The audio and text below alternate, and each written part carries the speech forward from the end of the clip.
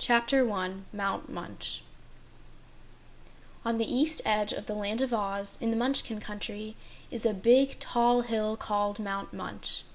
On one side, the bottom of this hill just touches the deadly sandy desert that separates the fairy land of Oz from all the rest of the world, but on the other side, the hill touches the beautiful, fertile country of the Munchkins.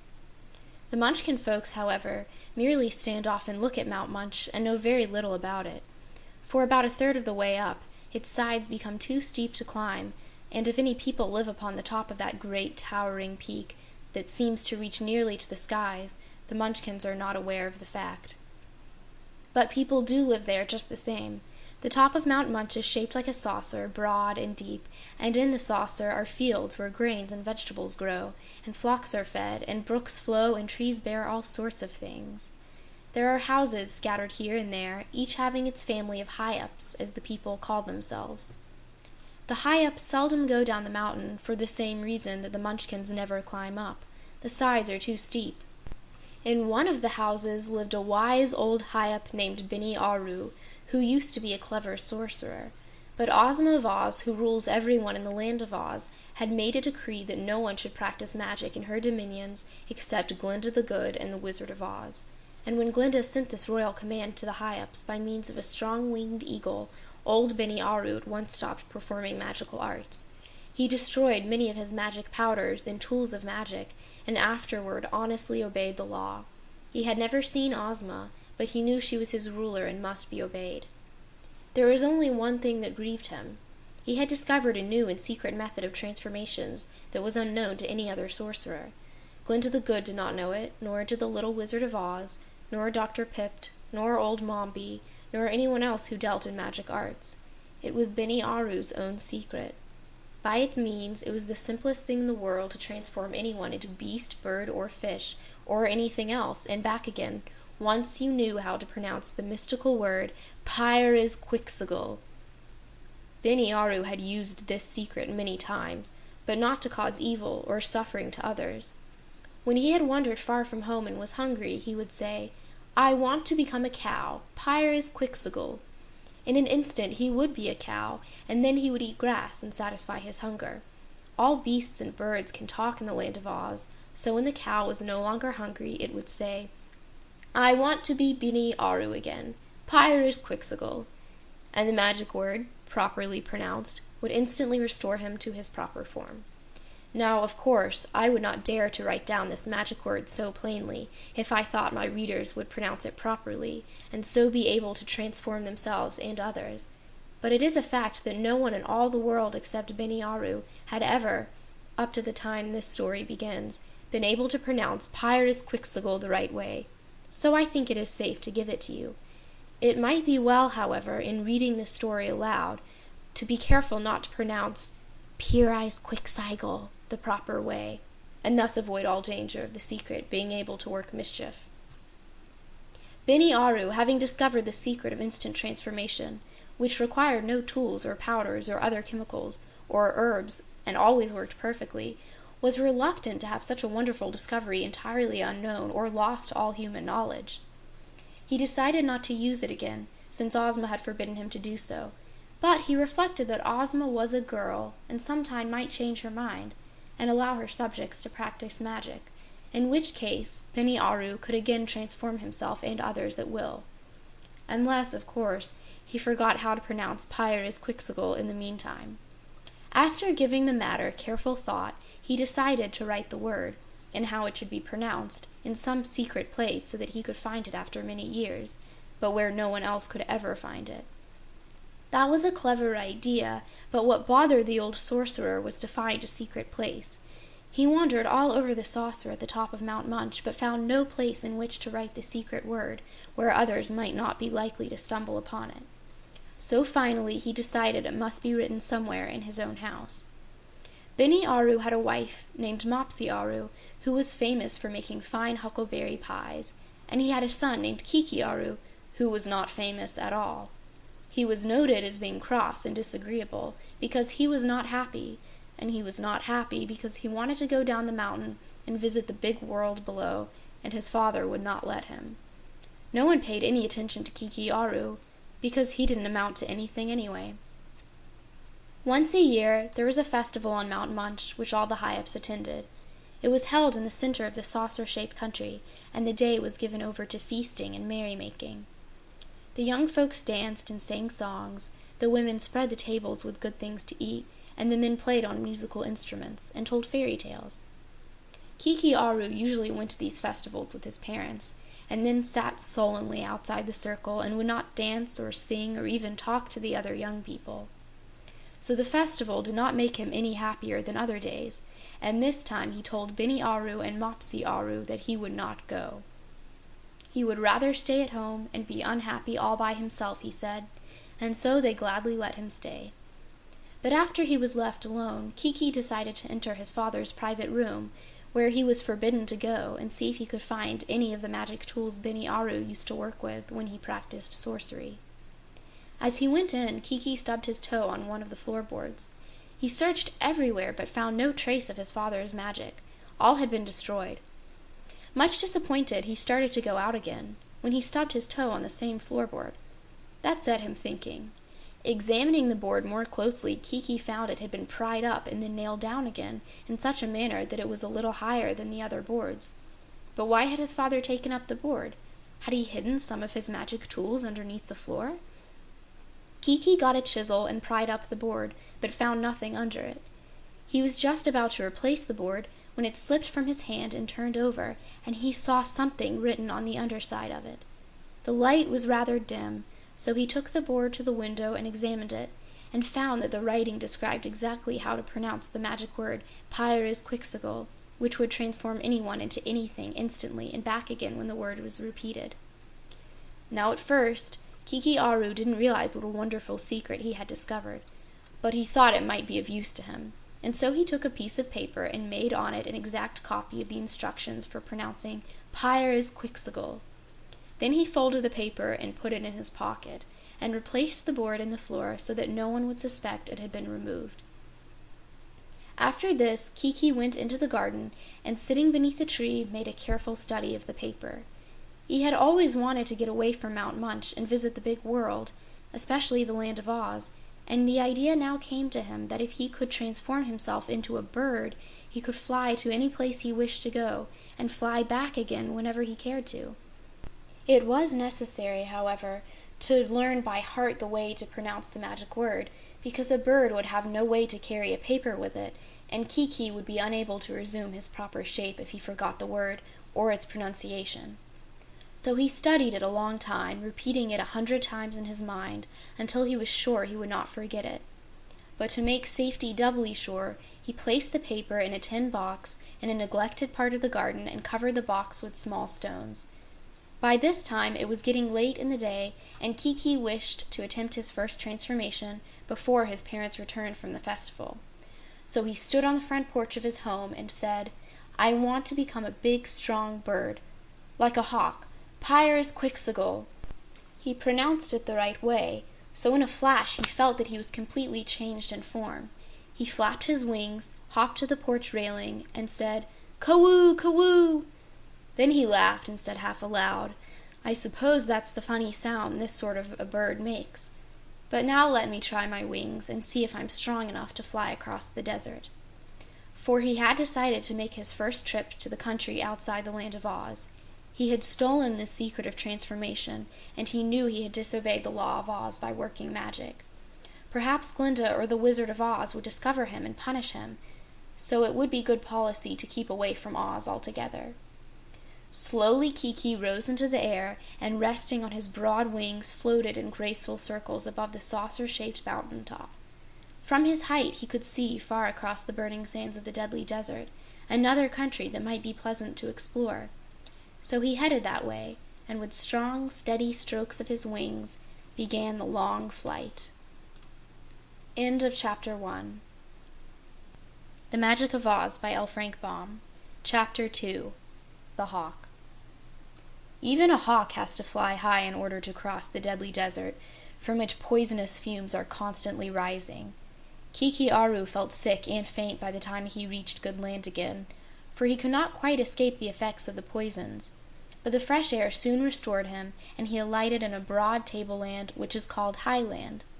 Just beyond it is a valley known as Lowland, and these two countries are ruled by the gingerbread man John Doe, with Chick the Cherub as his prime minister.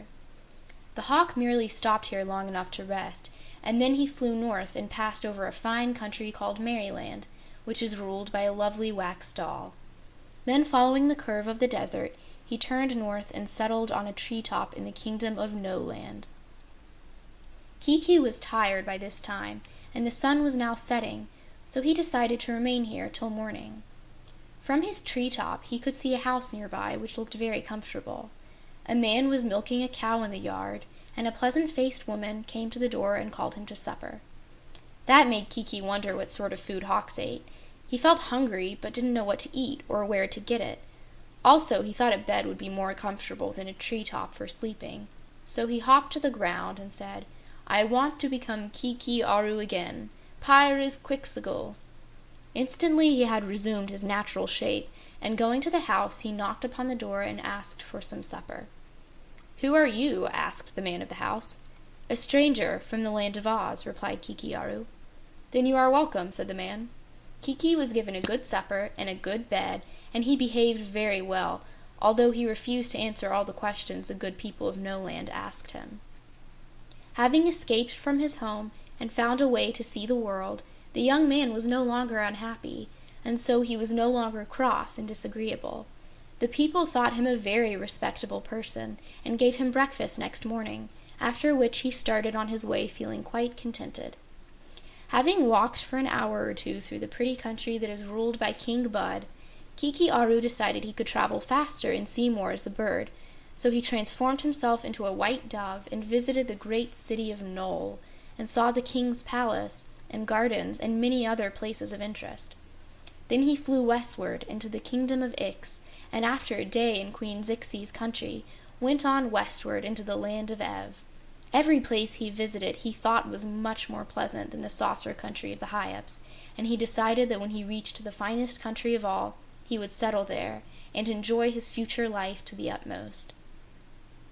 In the land of Ev he resumed his own shape again, for the cities and villages were close together, and he could easily go on foot from one to another of them. Toward evening he came to a good inn and asked the innkeeper if he could have food and lodging. "You can if you have the money to pay," said the man. "Otherwise you must go elsewhere." This surprised Kiki, for in the land of Oz they do not use money at all, everyone being allowed to take what he wishes without price. He had no money, therefore, and so he went away to seek hospitality elsewhere.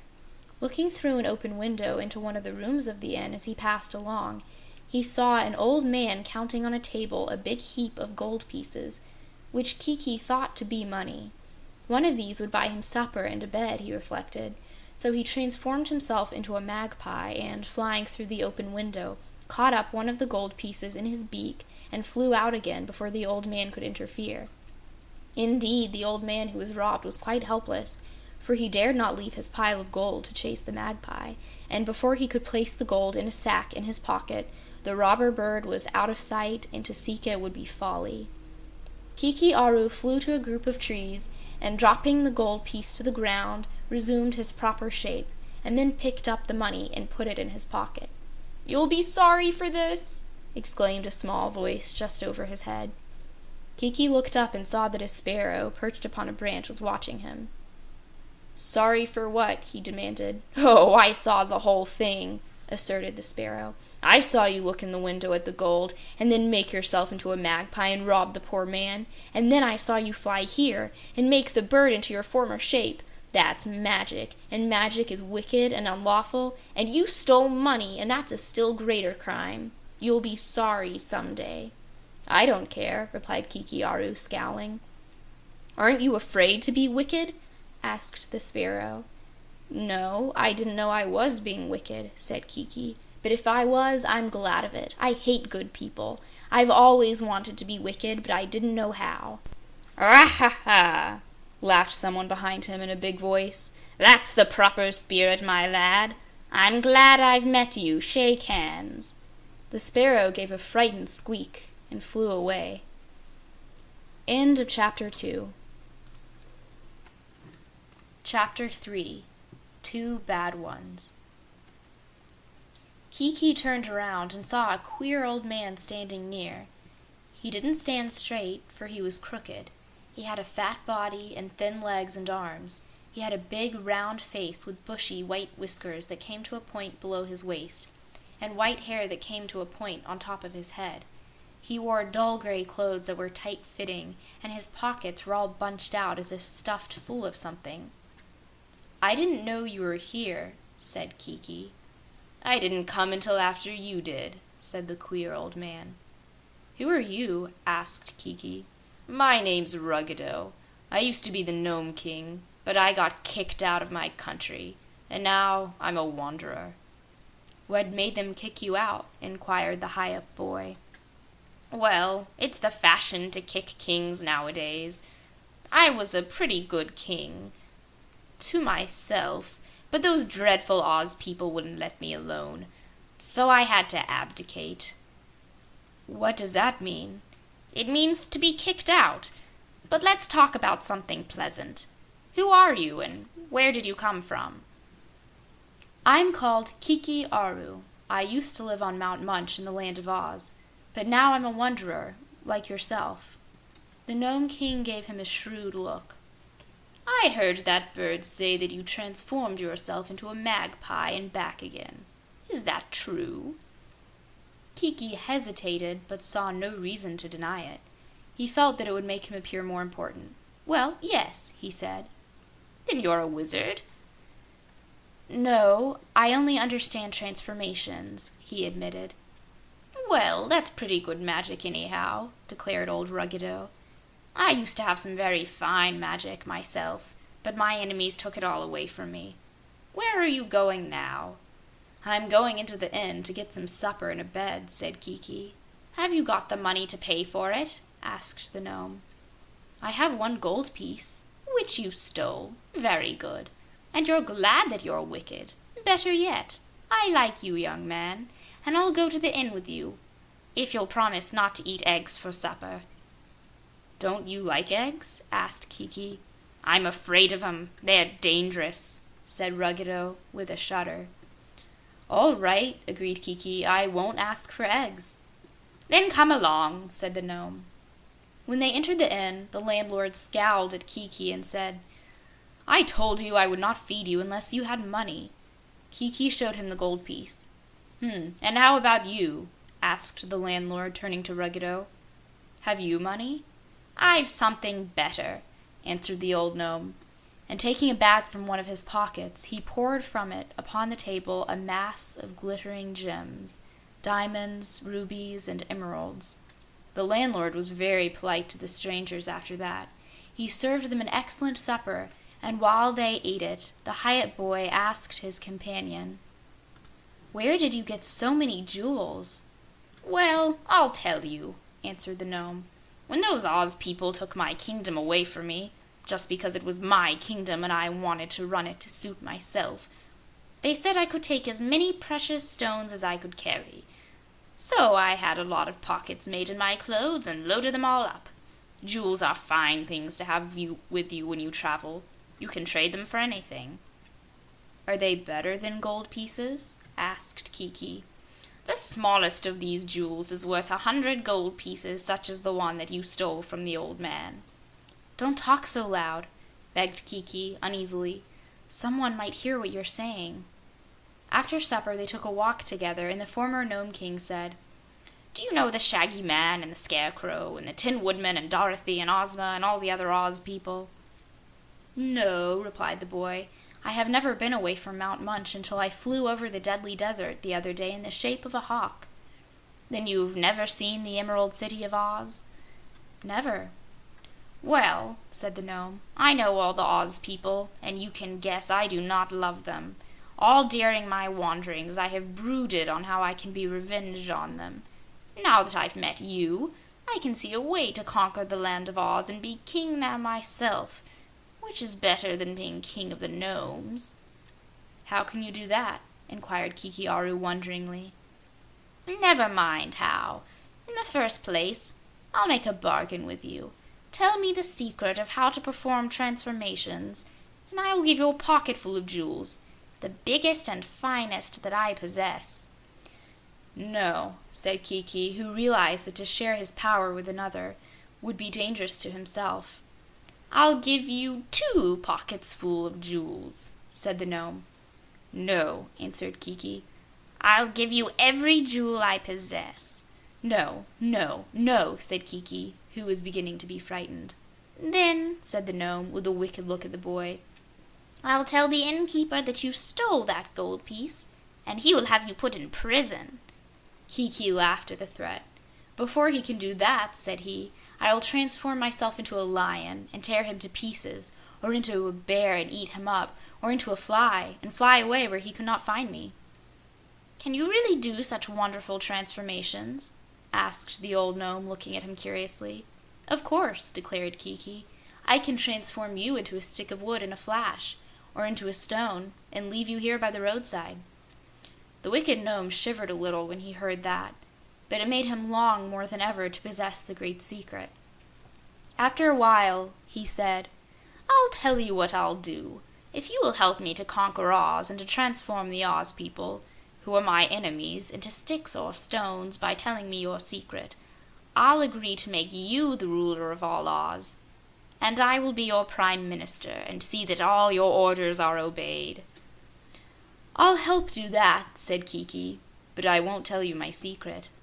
The gnome was so furious at this refusal that he jumped up and down with rage and spluttered and choked for a long time before he could control his passion. But the boy was not at all frightened. He laughed at the wicked old gnome, which made him more furious than ever. "Let's give up the idea," he proposed, when Ruggedo had quieted somewhat.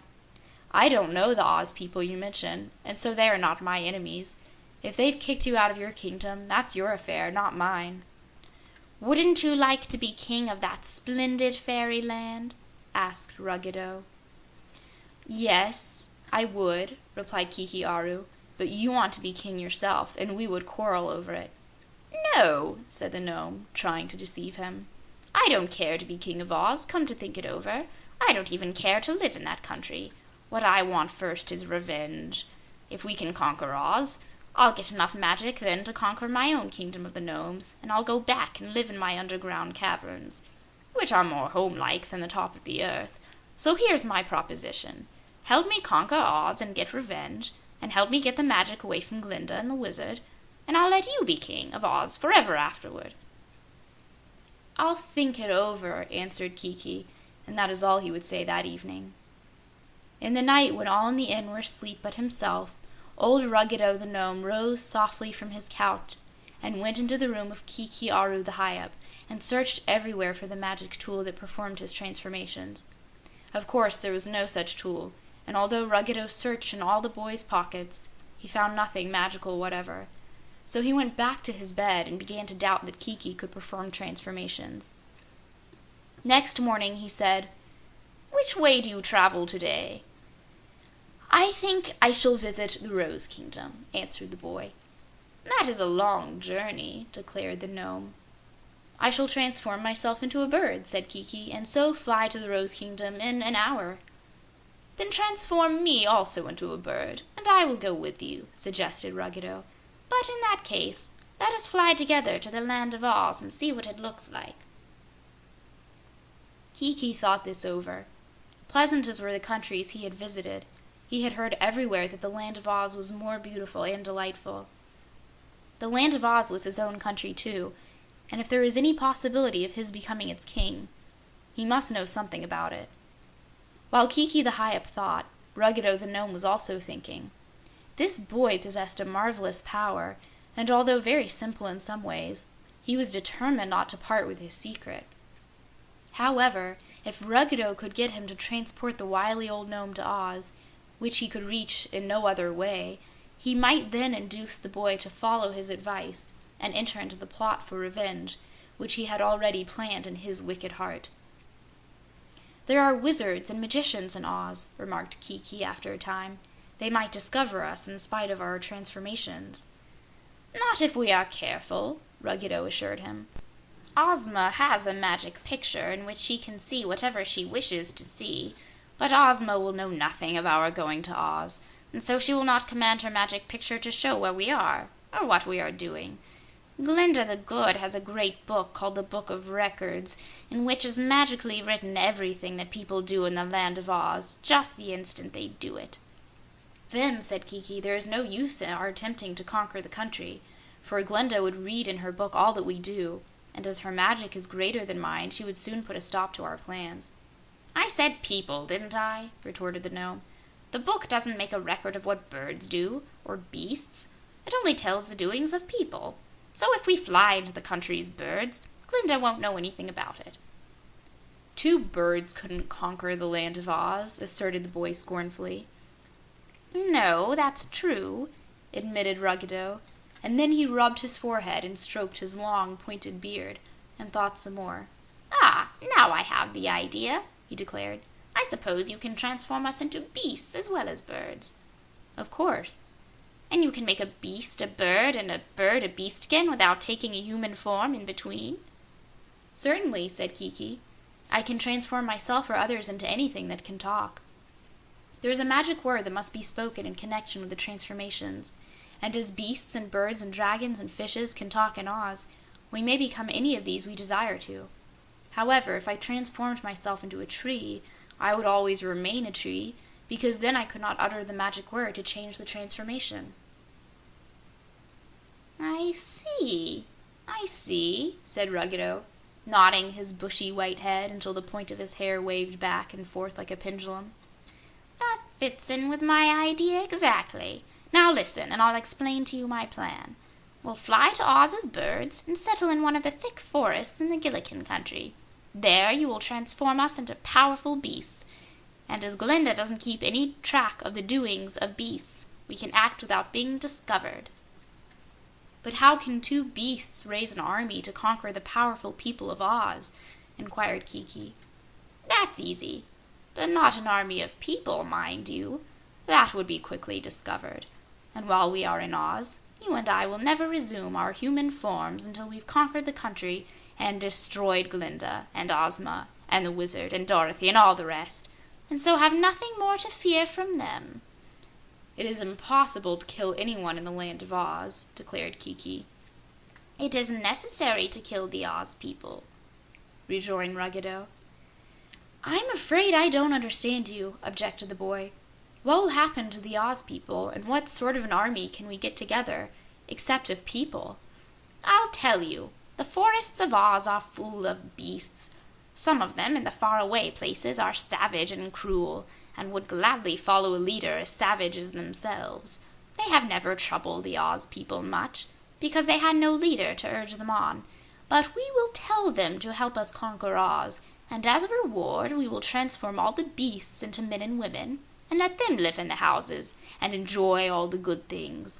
And we will transform all the people of Oz into beasts of various sorts, and send them to live in the forests and the jungles. That is a splendid idea, you must admit, and it's so easy that we won't have any trouble at all to carry it through to success." "Will the beasts consent, do you think?" asked the boy. "To be sure they will. We can get every beast in Oz on our side, except a few who live in Ozma's palace, and they won't count."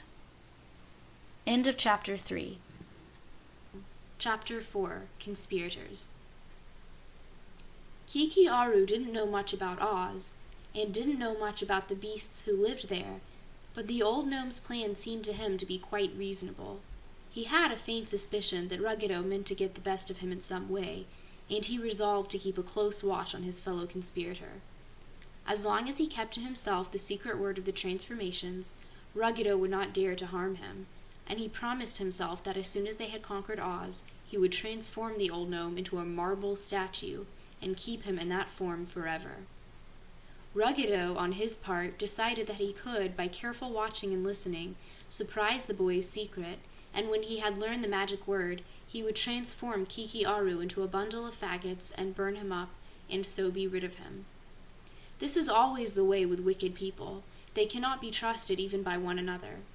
Ruggedo thought he was fooling Kiki, and Kiki thought he was fooling Ruggedo, so both were pleased.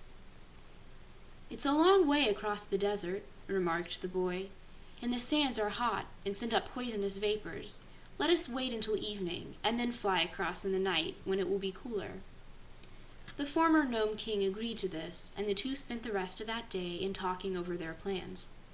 When evening came, they paid the innkeeper and walked out to a little grove of trees that stood nearby.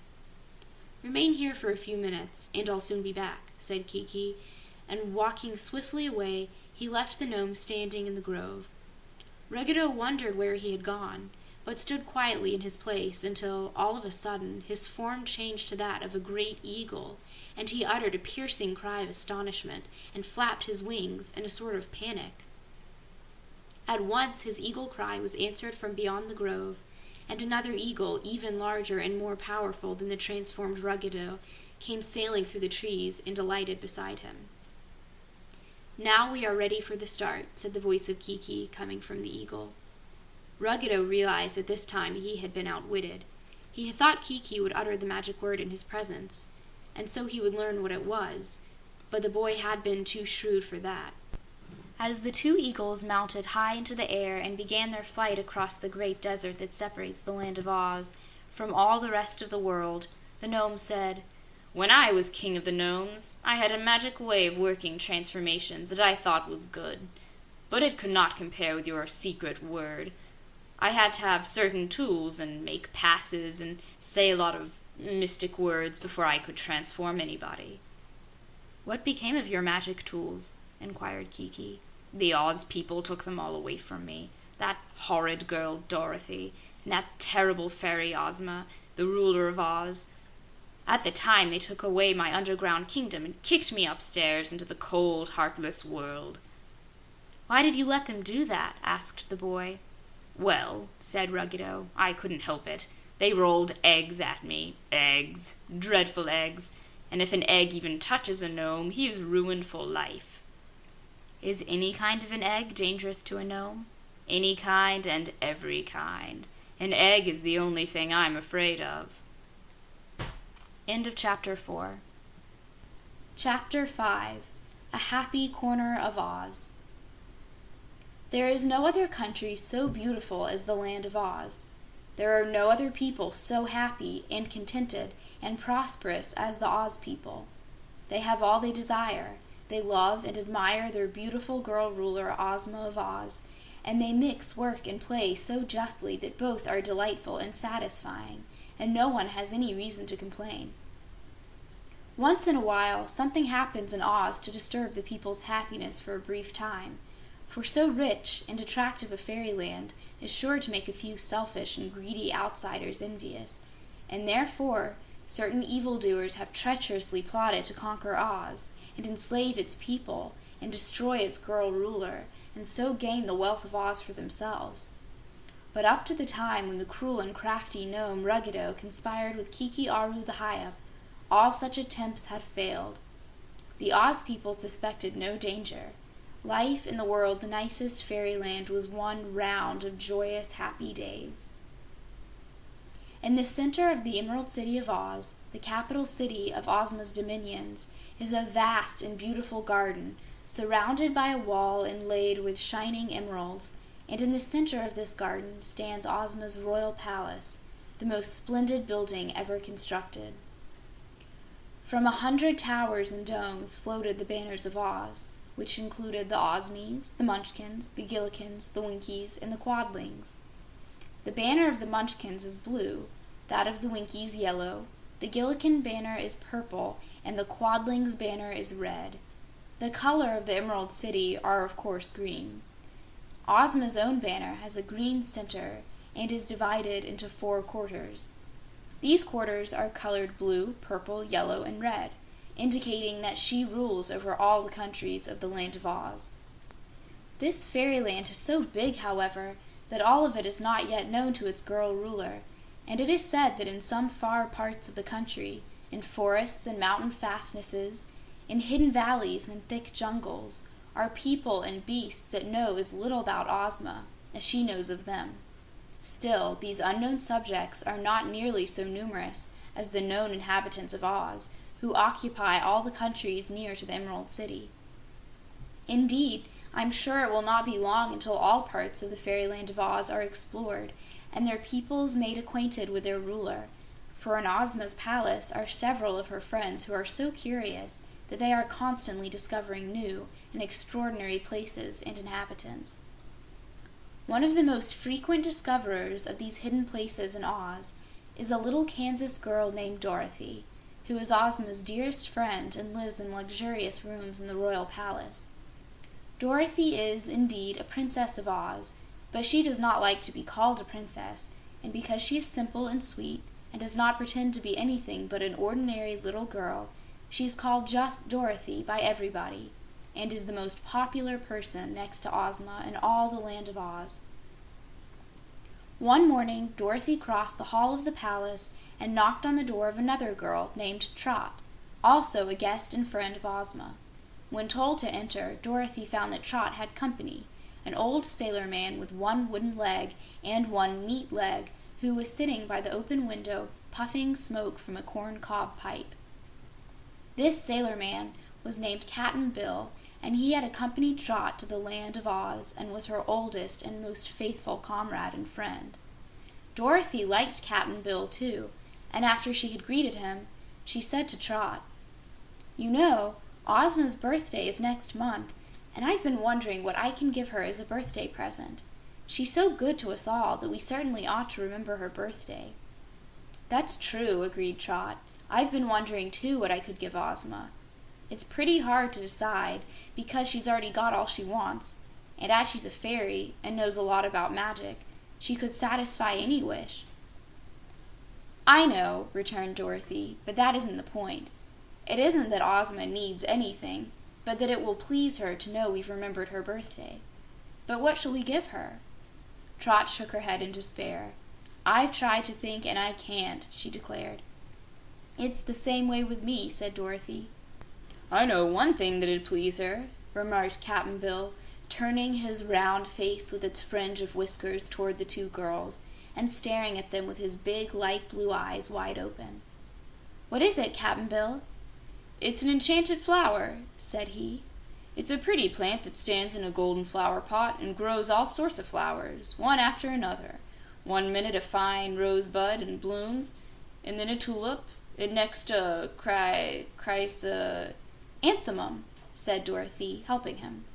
"That's it, and next a dahlia, and then a daffodil, and on through all the range of posies.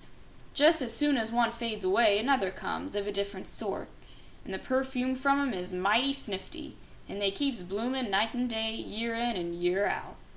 "That's wonderful!" exclaimed Dorothy. "I think Ozma would like it." "But where is the magic flower, and how can we get it?" asked Trot. "Dunno, 'zactly," slowly replied Cap'n Bill. "The Glass Cat told me about it only yesterday, and said it was in some lonely place up at the nor'east of here. The Glass Cat goes travelin' all around Oz, you know, and the little critter sees a lot of things no one else does." "That's true," said Dorothy thoughtfully. "Northeast of here must be in the Munchkin country, and perhaps a good way off. So let's ask the Glass Cat to tell us how to get to the magic flower." So the two girls, with Cap'n Bill stumping along on his wooden leg after them, went out into the garden, and after some time spent in searching, they found the Glass Cat curled up in the sunshine beside a bush, fast asleep. The Glass Cat is one of the most curious creatures in all Oz. It was made by a famous magician named Dr. Pipt before Ozma had forbidden her subjects to work magic. Dr. Pipt had made the Glass Cat to catch mice, but the cat refused to catch mice and was considered more curious than useful. The astonished cat was made all of glass and was so clear and transparent that you could see through it as easily as through a window. In the top of its head, however, was a mass of delicate pink balls which looked like jewels, but were intended for brains. It had a heart made of blood-red ruby. The eyes were two large emeralds. But aside from these colors, all the rest of the animal was of clear glass, and it had a spun glass tail that was really beautiful. "Here, wake up," said Cap'n Bill. "We want to talk to you." Slowly the Glass Cat got upon its feet, yawned, and then looked at the three who stood before it. "How dare you disturb me?" it asked in a peevish voice. "You ought to be ashamed of yourselves." "Never mind that," returned the sailor. "Do you remember telling me yesterday about a magic flower in a gold pot?" "Do you think I'm a fool? Look at my brains. You can see 'em work." "Of course I remember," said the cat. "Well, where can we find it?" "You can't. It's none of your business anyhow. Go away and let me sleep," advised the Glass Cat. "Now see here," said Dorothy. "We want the magic flower to give to Ozma on her birthday. You'd be glad to please Ozma, wouldn't you?" "I'm not sure," replied the creature. "Why should I want to please anybody?"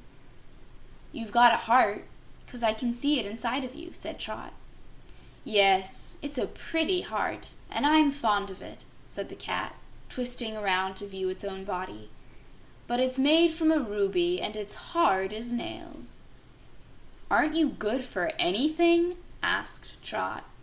"Yes, I'm pretty to look at, and that's more than can be said of you," retorted the creature. Trot laughed at this, and Dorothy, who understood the Glass Cat pretty well, said soothingly, "You are indeed beautiful, and if you can tell Cap'n Bill where to find the magic flower, all the people in Oz will praise your cleverness. The flower will belong to Ozma, but everyone will know the Glass Cat discovered it." This was the kind of praise the crystal creature liked. "Well," it said while the pink brains rolled around, "I found the magic flower way up in the north of the Munchkin country, where few people live or ever go. There's a river there that flows through a forest, and in the middle of the forest there is a small island on which stands the gold pot in which grows the magic flower." "How did you get to the island?" asked Dorothy. "Glass cats can't swim." "No, but I'm not afraid of water," was the reply. "I just walked across the river on the bottom." "Under the water?" exclaimed Trot. The cat gave her a scornful look. "How could I walk over the water on the bottom of the river?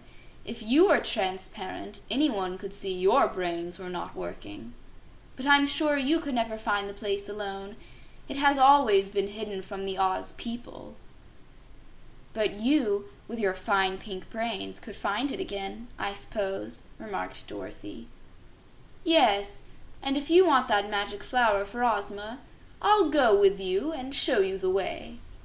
"That's lovely of you," exclaimed Dorothy. "Trot and Cap'n Bill will go with you, for this is to be their birthday present to Ozma. While you're gone, I'll have to find something else to give her." "All right, come on then, Cap'n," said the Glass Cat, starting to move away. "Wait a minute," begged Trot. "How long will we be gone?" "Oh, about a week." "Then I'll put some things in a basket to take with us," said the girl, and ran into the palace to make her preparations for the journey. End of Chapter 5. Chapter 6. Ozma's Birthday Presents.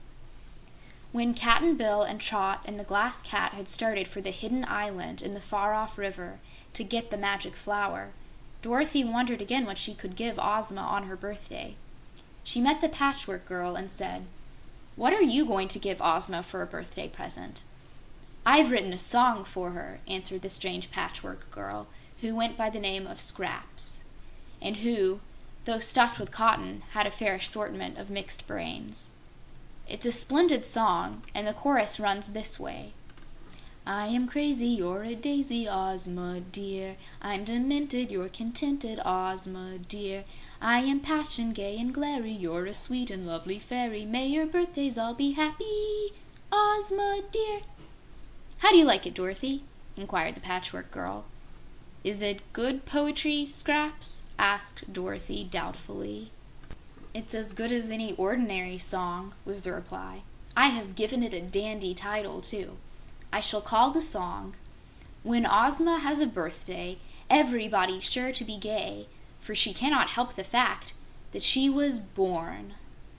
"That's a pretty long title, Scraps," said Dorothy. "That makes it stylish," replied the Patchwork Girl, turning a somersault and alighting on one stuffed foot. "Nowadays, the titles are sometimes longer than the songs." Dorothy left her and walked slowly toward the palace, where she met the Tin Woodman just going up the front steps.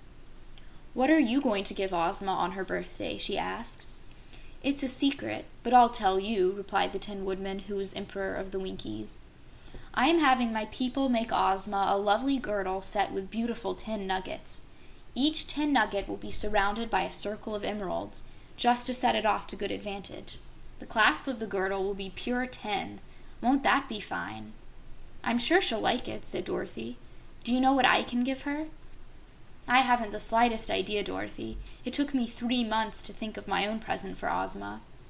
The girl walked thoughtfully around to the back of the palace and presently came upon the famous Scarecrow of Oz, who was having 2 of the palace servants stuff his legs with fresh straw.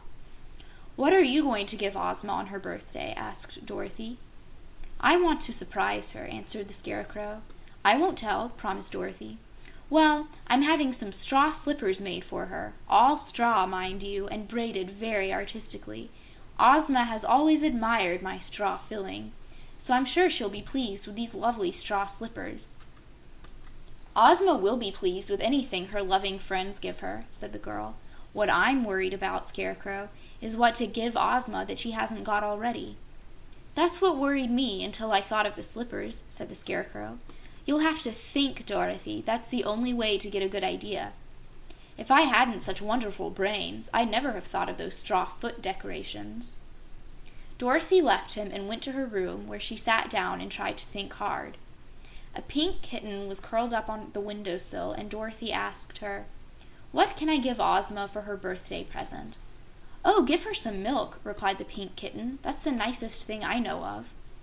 A fuzzy little black dog had squatted down at Dorothy's feet and now looked up at her with intelligent eyes. "Tell me, Toto," said the girl, "what would Ozma like best for a birthday present?" The little black dog wagged his tail. "Your love," said he. "Ozma wants to be loved more than anything else." "But I already love her, Toto." "Then tell her you love her twice as much as you ever did before." "That wouldn't be true," objected Dorothy, "for I've always loved her as much as I could, and really, Toto, I want to give Ozma some present, 'cause everyone else will give her a present." "Let me see," said Toto. "How would it be to give her that useless pink kitten?" "No, Toto, that wouldn't do." "Then 6 kisses." "No, that's no present." "Well, I guess you'll have to figure it out for yourself, Dorothy," said the little dog. "To my notion, you're more particular than Ozma will be." Dorothy decided that if anyone could help her, it would be Glinda the Good, the wonderful sorceress of Oz, who was Ozma's faithful subject and friend. But Glinda's castle was in the Quadling Country and quite a journey from the Emerald City. So the little girl went to Ozma and asked permission to use the wooden sawhorse and the royal red wagon to pay a visit to Glinda, and the girl ruler kissed Princess Dorothy and graciously granted permission. The wooden sawhorse was one of the most remarkable creatures in Oz. Its body was a small log, and its legs were limbs of trees stuck in the body. Its eyes were knots, its mouth was sawed in the end of the log, and its ears were 2 chips. A small branch had been left at the rear end of the log to serve as a tail. Ozma herself, during one of her early adventures, had brought this wooden horse to life, and so she was much attached to the queer animal, and had shod the bottoms of its wooden legs with plates of gold so they would not wear out. The sawhorse was a swift and willing traveler, and though it could talk if need arose, it seldom said anything unless spoken to. When the sawhorse was harnessed to the red wagon, there were no reins to guide him, because all that was needed was to tell him where to go. Dorothy now told him to go to Glinda's castle, and the sawhorse carried her there with marvelous speed. "Glinda," said Dorothy, when she had been greeted by the sorceress, who was tall and stately with handsome and dignified features and dressed in a splendid and becoming gown, "what are you going to give Ozma for a birthday present?" The sorceress smiled and answered, "Come into my patio and I will show you." So they entered a place that was surrounded by the wings of the great castle, but had no roof, and was filled with flowers and fountains and exquisite statuary and many settees and chairs of polished marble or filigree gold. Here and there were gathered 50 beautiful girls, Glinda's handmaids, who had been selected from all parts of the land of Oz on account of their wit and beauty and sweet dispositions. It was a great honor to be made one of Glinda's handmaidens.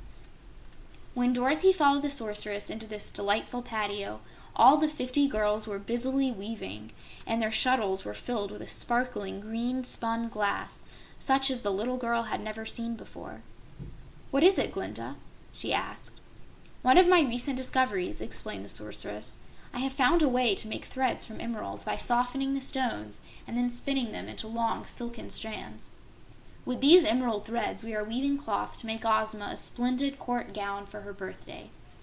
You will notice that the threads have all the beautiful glitter and luster of the emeralds from which they are made, and so Ozma's new dress will be the most magnificent the world has ever seen, and quite fitting for our lovely ruler of the fairyland of Oz." Dorothy's eyes were fairly dazed by the brilliance of the emerald cloth, some of which the girls had already woven. "I've never seen anything so beautiful," she said with a sigh. "But tell me, Glinda, what can I give our lovely Ozma on her birthday?" The good sorceress considered this question for a long time before she replied. Finally she said, "Of course there will be a grand feast at the royal palace on Ozma's birthday, and all our friends will be present. So I suggest that you make a big fine birthday cake for Ozma and surround it with candles." "Oh, just a cake!" exclaimed Dorothy in disappointment. "Nothing is nicer for a birthday," said the sorceress. "How many candles should there be on the cake?" asked the girl. "Just a row of them," replied Glinda, "for no one knows how old Ozma is, although she appears to us to be just a young girl, as fresh and fair as if she had lived but a few years." "A cake doesn't seem like much of a present," Dorothy asserted. "Make it a surprise cake," suggested the sorceress. "Don't you remember the 24 blackbirds that were baked in a pie? Well, you need not use live blackbirds in your cake, but you could have some surprise of a different sort." "Like what?" questioned Dorothy eagerly. "If I told you, it wouldn't be your present to Ozma, but mine," answered the sorceress with a smile. "Think it over, my dear, and I'm sure you can originate a surprise that will add greatly to the joy and merriment of Ozma's birthday banquet." Dorothy thanked her friend and entered the red wagon and told the Sawhorse to take her back home to the palace in the Emerald City. On the way, she thought the matter over seriously of making a surprise birthday cake, and finally decided what to do. As soon as she reached home, she went to the Wizard of Oz, who had a room fitted up in one of the high towers of the palace, where he studied magic, so as to be able to perform such wizardry as Ozma commanded him to do for the welfare of her subjects. The Wizard and Dorothy were firm friends, and had enjoyed many strange adventures together. He was a little man with a bald head and sharp eyes and a round, jolly face, and because he was neither haughty nor proud, he had become a great favorite with the Oz people. "Wizard," said Dorothy, "I want you to help me fix up a present for Ozma's birthday." "I'll be glad to do anything for you and for Ozma," he answered. "What's on your mind, Dorothy?" "I'm going to make a great cake, with frosting and candles, and all that, you know." "Very good," said the Wizard. "In the center of this cake, I'm going to leave a hollow place, with just a roof of the frosting over it," continued the girl. "Very good," repeated the Wizard, nodding his bald head.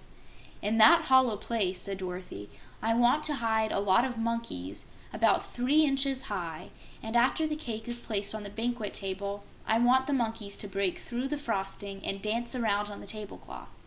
Then I want each monkey to cut out a piece of cake and hand it to a guest." "Mercy me!" cried the little Wizard as he chuckled with laughter. "Is that all you want, Dorothy?" "Almost," said she. "Can you think of anything more the little monkeys can do, Wizard?" "Not just now," he replied. "But where will you get such tiny monkeys?" "That's where you're to help me," said Dorothy. "In some of those wild forests in the Gillikin country are lots of monkeys." "Big ones," said the Wizard. "Well, you and I will go there, and we'll get some of the big monkeys, and you will make them small, just 3 inches high, by means of your magic, and we'll put the little monkeys all in a basket and bring them home with us. Then you'll train them to dance, up here in your room, where no one can see them, and on Ozma's birthday we'll put them into the cake, and they'll know by that time just what to do." The Wizard looked at Dorothy with admiring approval and chuckled again. "That's really clever, my dear," he said, "and I see no reason why we can't do it, just the way you say, if only we can get the wild monkeys to agree to it." "Do you think they'll object?" asked the girl.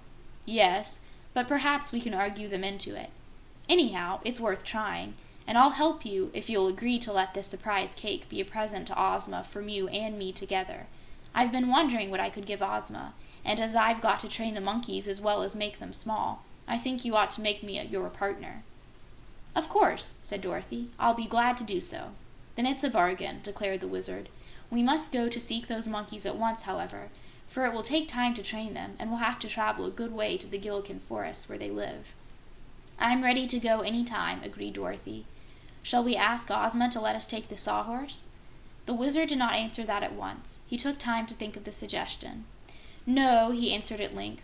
"The Red Wagon couldn't get through the thick forests, and there's some danger to us in going into the wild places to search for monkeys. So I propose we take the Cowardly Lion and the Hungry Tiger. We can ride on their backs as well as in the Red Wagon, and if there is danger to us from other beasts, these two friendly champions will protect us from all harm." "That's a splendid idea," exclaimed Dorothy. "Let's go now and ask the Hungry Tiger and the Cowardly Lion if they will help us. Shall we ask Ozma if we can go?" "I think not," said the Wizard, getting his hat and his black bag of magic tools. "This is to be a surprise for her birthday, and so she mustn't know where we're going. We'll just leave word, in case Ozma inquires for us, that we'll be back in a few days." End of Chapter 6. Chapter 7. The Forest of Gugu. In the central western part of the Gillikin country is a great tangle of trees called Gugu Forest. It is the biggest forest in all Oz and stretches miles and miles in every direction, north, south, east, and west. Adjoining it on the east side is a range of rugged mountains covered with underbrush and small, twisted trees. You can find this place by looking at the map of the Land of Oz. Gugu Forest is the home of most of the wild beasts that inhabit Oz.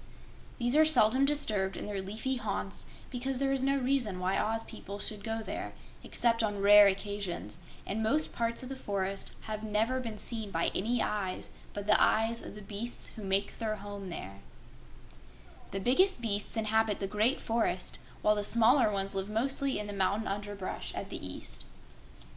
Now you must know that there are laws in the forest as well as in every other place, and these laws are made by the beasts themselves and are necessary to keep them from fighting and tearing one another to pieces. In Gugu Forest there is a king, an enormous yellow leopard called Gugu, after whom the forest is named. And this king has 3 other beasts to advise him in keeping the laws and maintaining order: Bru the bear, Lu the unicorn, and Rango the gray ape, who are known as the king's counselors. All these are fierce and ferocious beasts and hold their high offices because they are more intelligent and more feared than their fellows. Since Oz became a fairyland, no man, woman, or child ever dies in that land, nor is anyone ever sick. Likewise, the beasts of the forest never die, so that long years add to their cunning and wisdom, as well as to their size and strength. It is possible for beasts, or even people, to be destroyed, but the task is so difficult that it is seldom attempted. Because it is free from sickness and death is one reason why Oz is a fairyland, but it is doubtful whether those who come to Oz from the outside world, as Dorothy and Button-Bright and Trot and Cap'n Bill and the Wizard did, will live forever or cannot be injured. Even Ozma is not sure about this, and so the guests of Ozma from other lands are always carefully protected from any danger, so as to be on the safe side. In spite of the laws of the forests, there are often fights among the beasts. Some of them have lost an eye or an ear, or even had a leg torn off. The king and the king's counselors always punish those who start a fight, but so fierce is the nature of some beasts that they will at times fight in spite of laws and punishment. Over this vast, wild forest of Gugu flew 2 eagles one morning, and near the center of the jungle, the eagles alighted on a branch of a tall tree. "Here is the place for us to begin our work," said one, who was Ruggedo the gnome. "Do many beasts live here?" asked Kiki the other eagle. "The forest is full of them," said the gnome. "There are enough beasts right here to enable us to conquer the people of Oz, if we can get them to consent to join us. To do that, we must go among them and tell them our plans. So we must now decide on what shapes we had better assume while in the forest." "I suppose we must take the shapes of beasts," said Kiki. "Of course, but that requires some thought. All kinds of beasts live here, and a yellow leopard is king. If we become leopards, the king will be jealous of us. If we take the forms of some of the other beasts, we shall not command proper respect." "I wonder if the beasts will attack us?" asked Kiki. "I'm a gnome, and immortal, so nothing can hurt me," replied Ruggedo. "I was born in the land of Oz, so nothing can hurt me," said Kiki. "But in order to carry out our plans, we must win the favor of all of the animals of the forest." "Then what shall we do?" asked Kiki. "Let us mix the shapes of several beasts, so we will not look like any one of them," proposed the wily old gnome. "Let us have the heads of lions, the bodies of monkeys, the wings of eagles, and the tails of wild donkeys, with knobs of gold on the end of them instead of bunches of hair." "Won't that make a queer combination?" inquired Kiki. "The queerer, the better," declared Ruggedo. "All right," said Kiki. "You stay here, and I'll fly away to another tree and transform us both. And then we'll climb down our trees and meet in the forest." "No," said the gnome. "We mustn't separate. You must transform us while we are together." "I won't do that," asserted Kiki firmly. "You're trying to get my secret, and I won't let you." The eyes of the other eagle flashed angrily, but Ruggedo did not dare insist. If he offended this boy, he might have to remain an eagle always, and he wouldn't like that. Some day he hoped to be able to learn the secret word of the magical transformations, but just now he must let Kiki have his own way. "All right," he said gruffly. "Do as you please." So Kiki flew to a tree that was far enough distant so that Ruggedo could not overhear him, and said, "I want Ruggedo the gnome and myself to have the heads of lions, the bodies of monkeys, the wings of eagles, and the tails of wild donkeys, with knobs of gold on the ends of them instead of bunches of hair. Pyrzqxgl!" He pronounced the magic word in the proper manner, and at once his form changed to the one he had described. He spread his eagle's wings, and finding they were strong enough to support his monkey body and lion head, he flew swiftly to the tree where he had left Ruggedo. The gnome was also transformed, and was climbing down the tree because the branches all around him were so thickly entwined that there was no room between them to fly. Kiki quickly joined his comrade, and it did not take them long to reach the ground. End of Chapter 7. Chapter 8. The Li-Mon-Eags Make Trouble. There had been trouble in the forest of Gugu that morning. Cheapo the wild boar had bitten the tail off Arx the giraffe, while the latter had his head among the leaves of a tree eating his breakfast. Arx kicked with his heels and struck Tirap, the great kangaroo, who had a new baby in her pouch. Tirap knew it was the wild boar's fault, so she knocked him over with one powerful blow and then ran away to escape Cheapo's sharp tusks. In the chase that followed, a giant porcupine stuck 50 sharp quills into the boar, and a chimpanzee in a tree threw a coconut at the porcupine that jammed its head into its body. All this was against the laws of the forest, and when the excitement was over, Gugu the Leopard King called his royal counselors together to decide how best to punish the offenders. The 4 lords of the forest were holding solemn council in a small clearing when they saw 2 strange beasts approaching them, beasts the like of which they had never seen before. Not one of the 4, however, relaxed his dignity or showed by a movement that he was startled. The great leopard crouched at full length upon a fallen tree trunk. Bru the bear sat on his haunches before the king. Rango the gray ape stood with his muscular arms folded, and Lu the unicorn reclined, much as a horse does, between his fellow counselors. With one consent, they remained silent, eyeing with steadfast looks the intruders, who were making their way into their forest domain. "Well met, brothers," said one of the strange beasts, coming to a halt beside the group, while his comrade with hesitation lagged behind. "We are not brothers," returned the gray ape sternly. "Who are you, and how came you in the forest of Gugu?"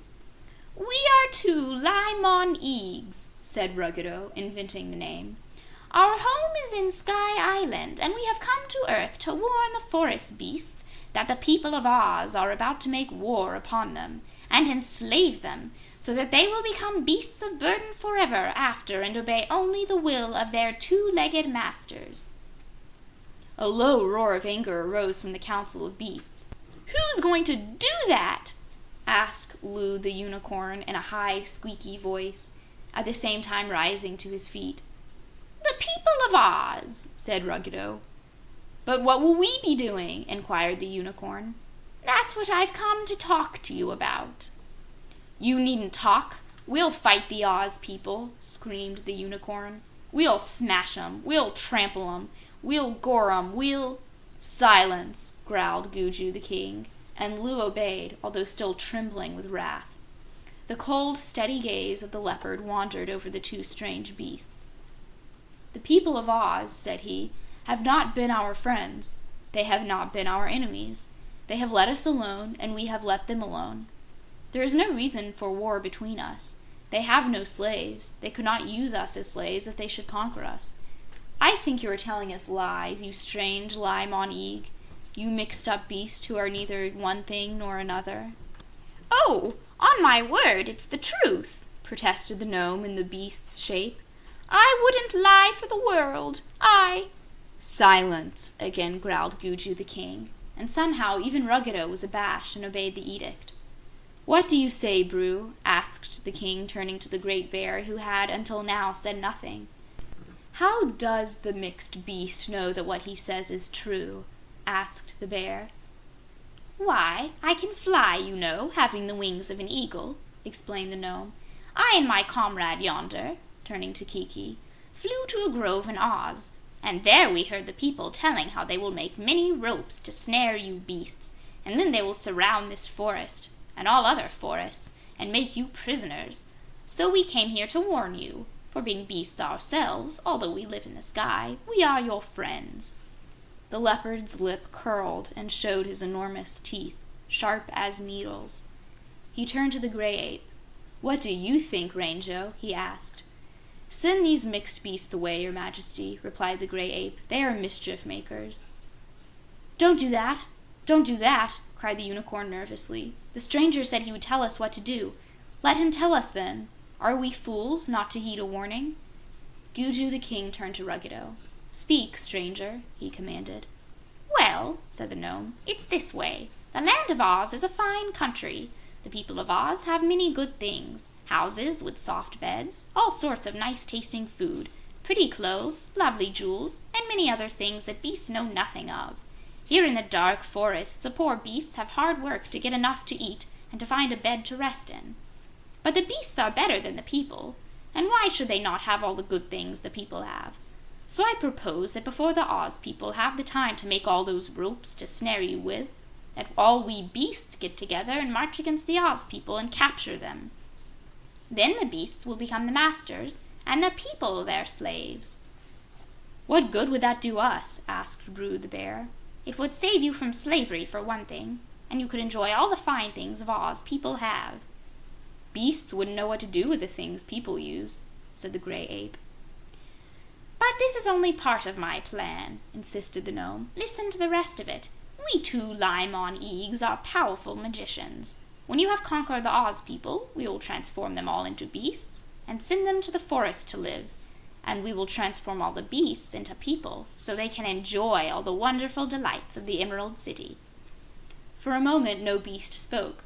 Then the king said, "Prove it." "Prove what?" asked Ruggedo. "Prove that you can transform us. If you are a magician, transform the unicorn into a man.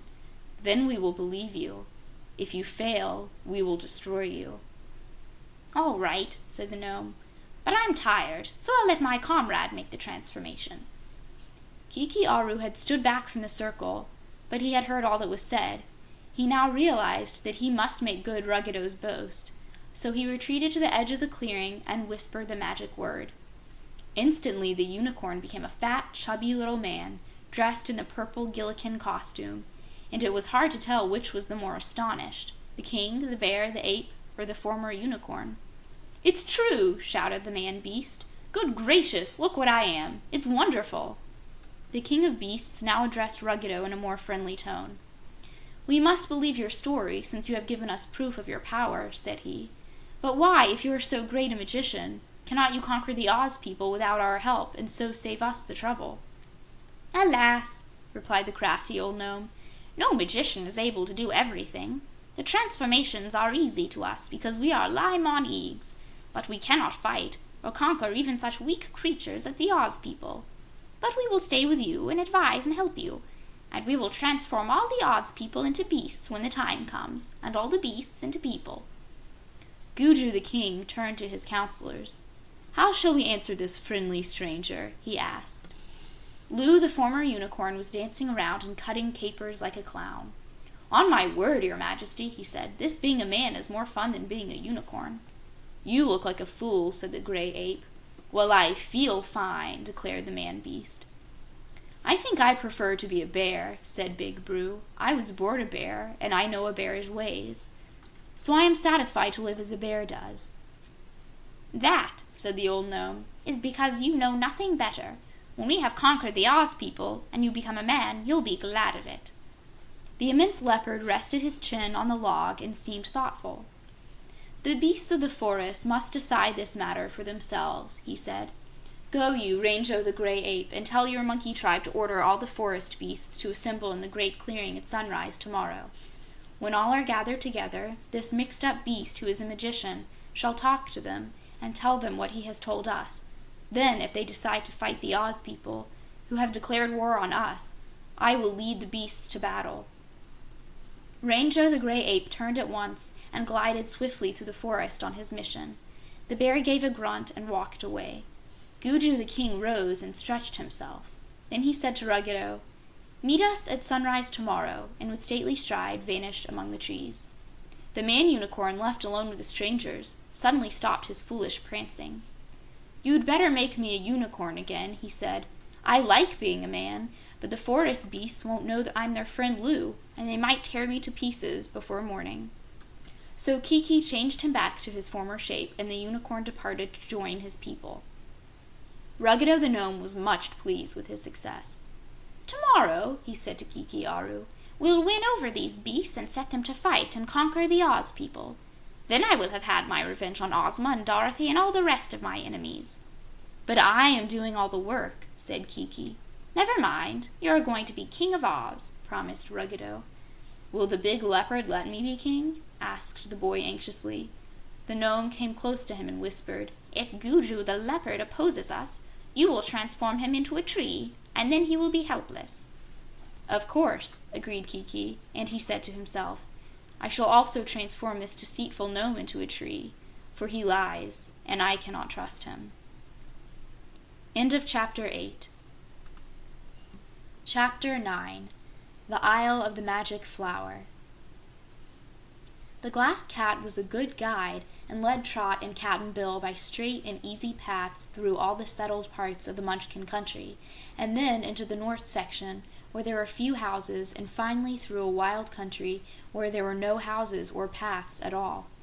But the walking was not difficult, and at last they came to the edge of a forest and stopped there to make camp and sleep until morning.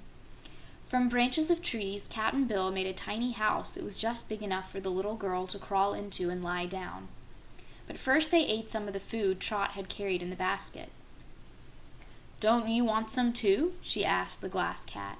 "No," answered the creature. "I suppose you'll hunt around and catch a mouse," remarked Cap'n Bill. "Me? Catch a mouse? Why should I do that?" inquired the Glass Cat. "Why, then you could eat it," said the sailor man.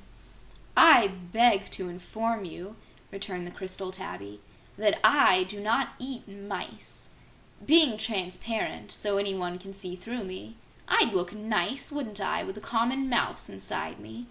But the fact is that I haven't any stomach or other machinery that would permit me to eat things. The careless magician who made me didn't think I'd need to eat, I suppose." "Don't you ever get hungry or thirsty?" asked Trot. "Never. I don't complain, you know, at the way I'm made, for I've never yet seen any living thing as beautiful as I am. I have the handsomest brains in the world. They're pink, and you can see 'em work." "I wonder," said Trot thoughtfully as she ate her bread and jam, "if my brains whirl around in the same way yours do." "No, not the same way, surely," returned the Glass Cat. "For, in that case, They'd be as good as my brains, except that they're hidden under a thick, bony skull." "Brains," remarked Cap'n Bill, "is of all kinds and work different ways. But I've noticed that them as thinks that their brains is best is often mistook." Trot was a little disturbed by sounds from the forest that night, for many beasts seemed to be prowling among the trees, but she was confident Cap'n Bill would protect her from harm, and in fact no beast ventured from the forest to attack them. At daybreak they were up again, and after a simple breakfast Cap'n Bill said to the Glass Cat, "Up anchor, mate, and let's forge ahead. I don't suppose we're far from that magic flower, are we?" "Not far," answered the transparent one, as it led the way into the forest, "but it may take you some time to get to it." Before long they reached the bank of a river. It was not very wide at this place, but as they followed the banks in a northerly direction, it gradually broadened. Suddenly the blue-green leaves of the trees changed to a purple hue, and Trot noticed this and said, "I wonder what made the colors change like that." "It's because we have left the Munchkin country and entered the Gillikin country," explained the Glass Cat. "Also, it's a sign our journey is nearly ended." The river made a sudden turn, and after the travelers had passed around the bend, they saw that the stream had now become as broad as a small lake, and in the center of the lake they beheld a little island, not more than 50 feet in extent either way. Something glittered in the middle of this tiny island, and the Glass Cat paused on the bank and said, "There is the gold flower pot containing the magic flower, which is very curious and beautiful. If you can get to the island, your task is ended, except to carry the thing home with you." Cap'n Bill looked at the broad expanse of water and began to whistle a low, quavering tune. Trot knew that the whistle meant that Cap'n Bill was thinking, and the old sailor didn't look at the island as much as he looked at the trees upon the bank where they stood. Presently he took from the big pocket of his coat an axe blade wound in an old cloth to keep the sharp edge from cutting his clothing. Then, with a large pocket knife, he cut a small limb from a tree and whittled it into a handle for his axe. "Sit down, Trot," he advised the girl as he worked. "I've got quite a job ahead of me now, for I've got to build us a raft." "What do we need a raft for, Cap'n?" "Why, to take us to the island. We can't walk under water in the river bed, as the Glass Cat did, so we must float atop the water." "Can you make a raft, Cap'n Bill?" "Of course, Trot, if you give me time." The little girl sat on a log and gazed at the island of the magic flower. Nothing else seemed to grow on the tiny isle. There was no tree, no shrub, no grass, even as far as she could make out from that distance. But the gold pot glittered in the rays of the sun, and Trot could catch glimpses of glowing colors above it, as the magic flower changed from one sort to another. "When I was here before," remarked the Glass Cat, lazily reclining at the girl's feet, "I saw 2 Kalidas on this very bank, where they had come to drink." "What are Kalidas?" asked the girl. "The most powerful and ferocious beasts in all Oz. This forest is their especial home, and so there are few other beasts to be found except monkeys. The monkeys are spry enough to keep out of the way of the fierce Kalidas, which attack all other animals and often fight among themselves." "Did they try to fight you when you saw 'em?" asked Trot, getting very much excited. "Yes, they sprang upon me in an instant, but I lay flat on the ground so I wouldn't get my legs broken by the great weight of the beasts, and when they tried to bite me I laughed at them and jeered them until they were frantic with rage, for they nearly broke their teeth on my hard glass. So after a time they discovered they could not hurt me and went away. It was great fun." "I hope they don't come here again to drink, not while we're here anyhow," returned the girl. "For I'm not made of glass, nor is Cap'n Bill, and if those bad beasts bit us, we'd get hurt." Cap'n Bill was cutting from the trees some long stakes, making them sharp at one end and leaving a crotch at the other end. These were to bind the logs of his raft together. He had fashioned several and was just finishing another when the Glass Cat cried, "Look out! There's a Kalida coming toward us!" Trot jumped up, greatly frightened, and looked at the terrible animal as if fascinated by its fierce eyes, for the Kalida was looking at her, too, and its look wasn't at all friendly. But Cap'n Bill called to her, "Wade into the river, Trot, up to your knees, and stay there," and she obeyed him at once. The sailor-man hobbled forward, the stake in one hand and his axe in the other, and got between the girl and the beast, which sprang upon him with a growl of defiance. Cap'n Bill moved pretty slow sometimes, but now he was quick as could be. As the Kalidah sprang toward him, he stuck out his wooden leg, and the point of it struck the beast between the eyes and sent it rolling upon the ground. Before it could get upon its feet again, the sailor pushed the sharp stake right through its body, and then with the flat side of the axe he hammered the stake as far into the ground as it would go.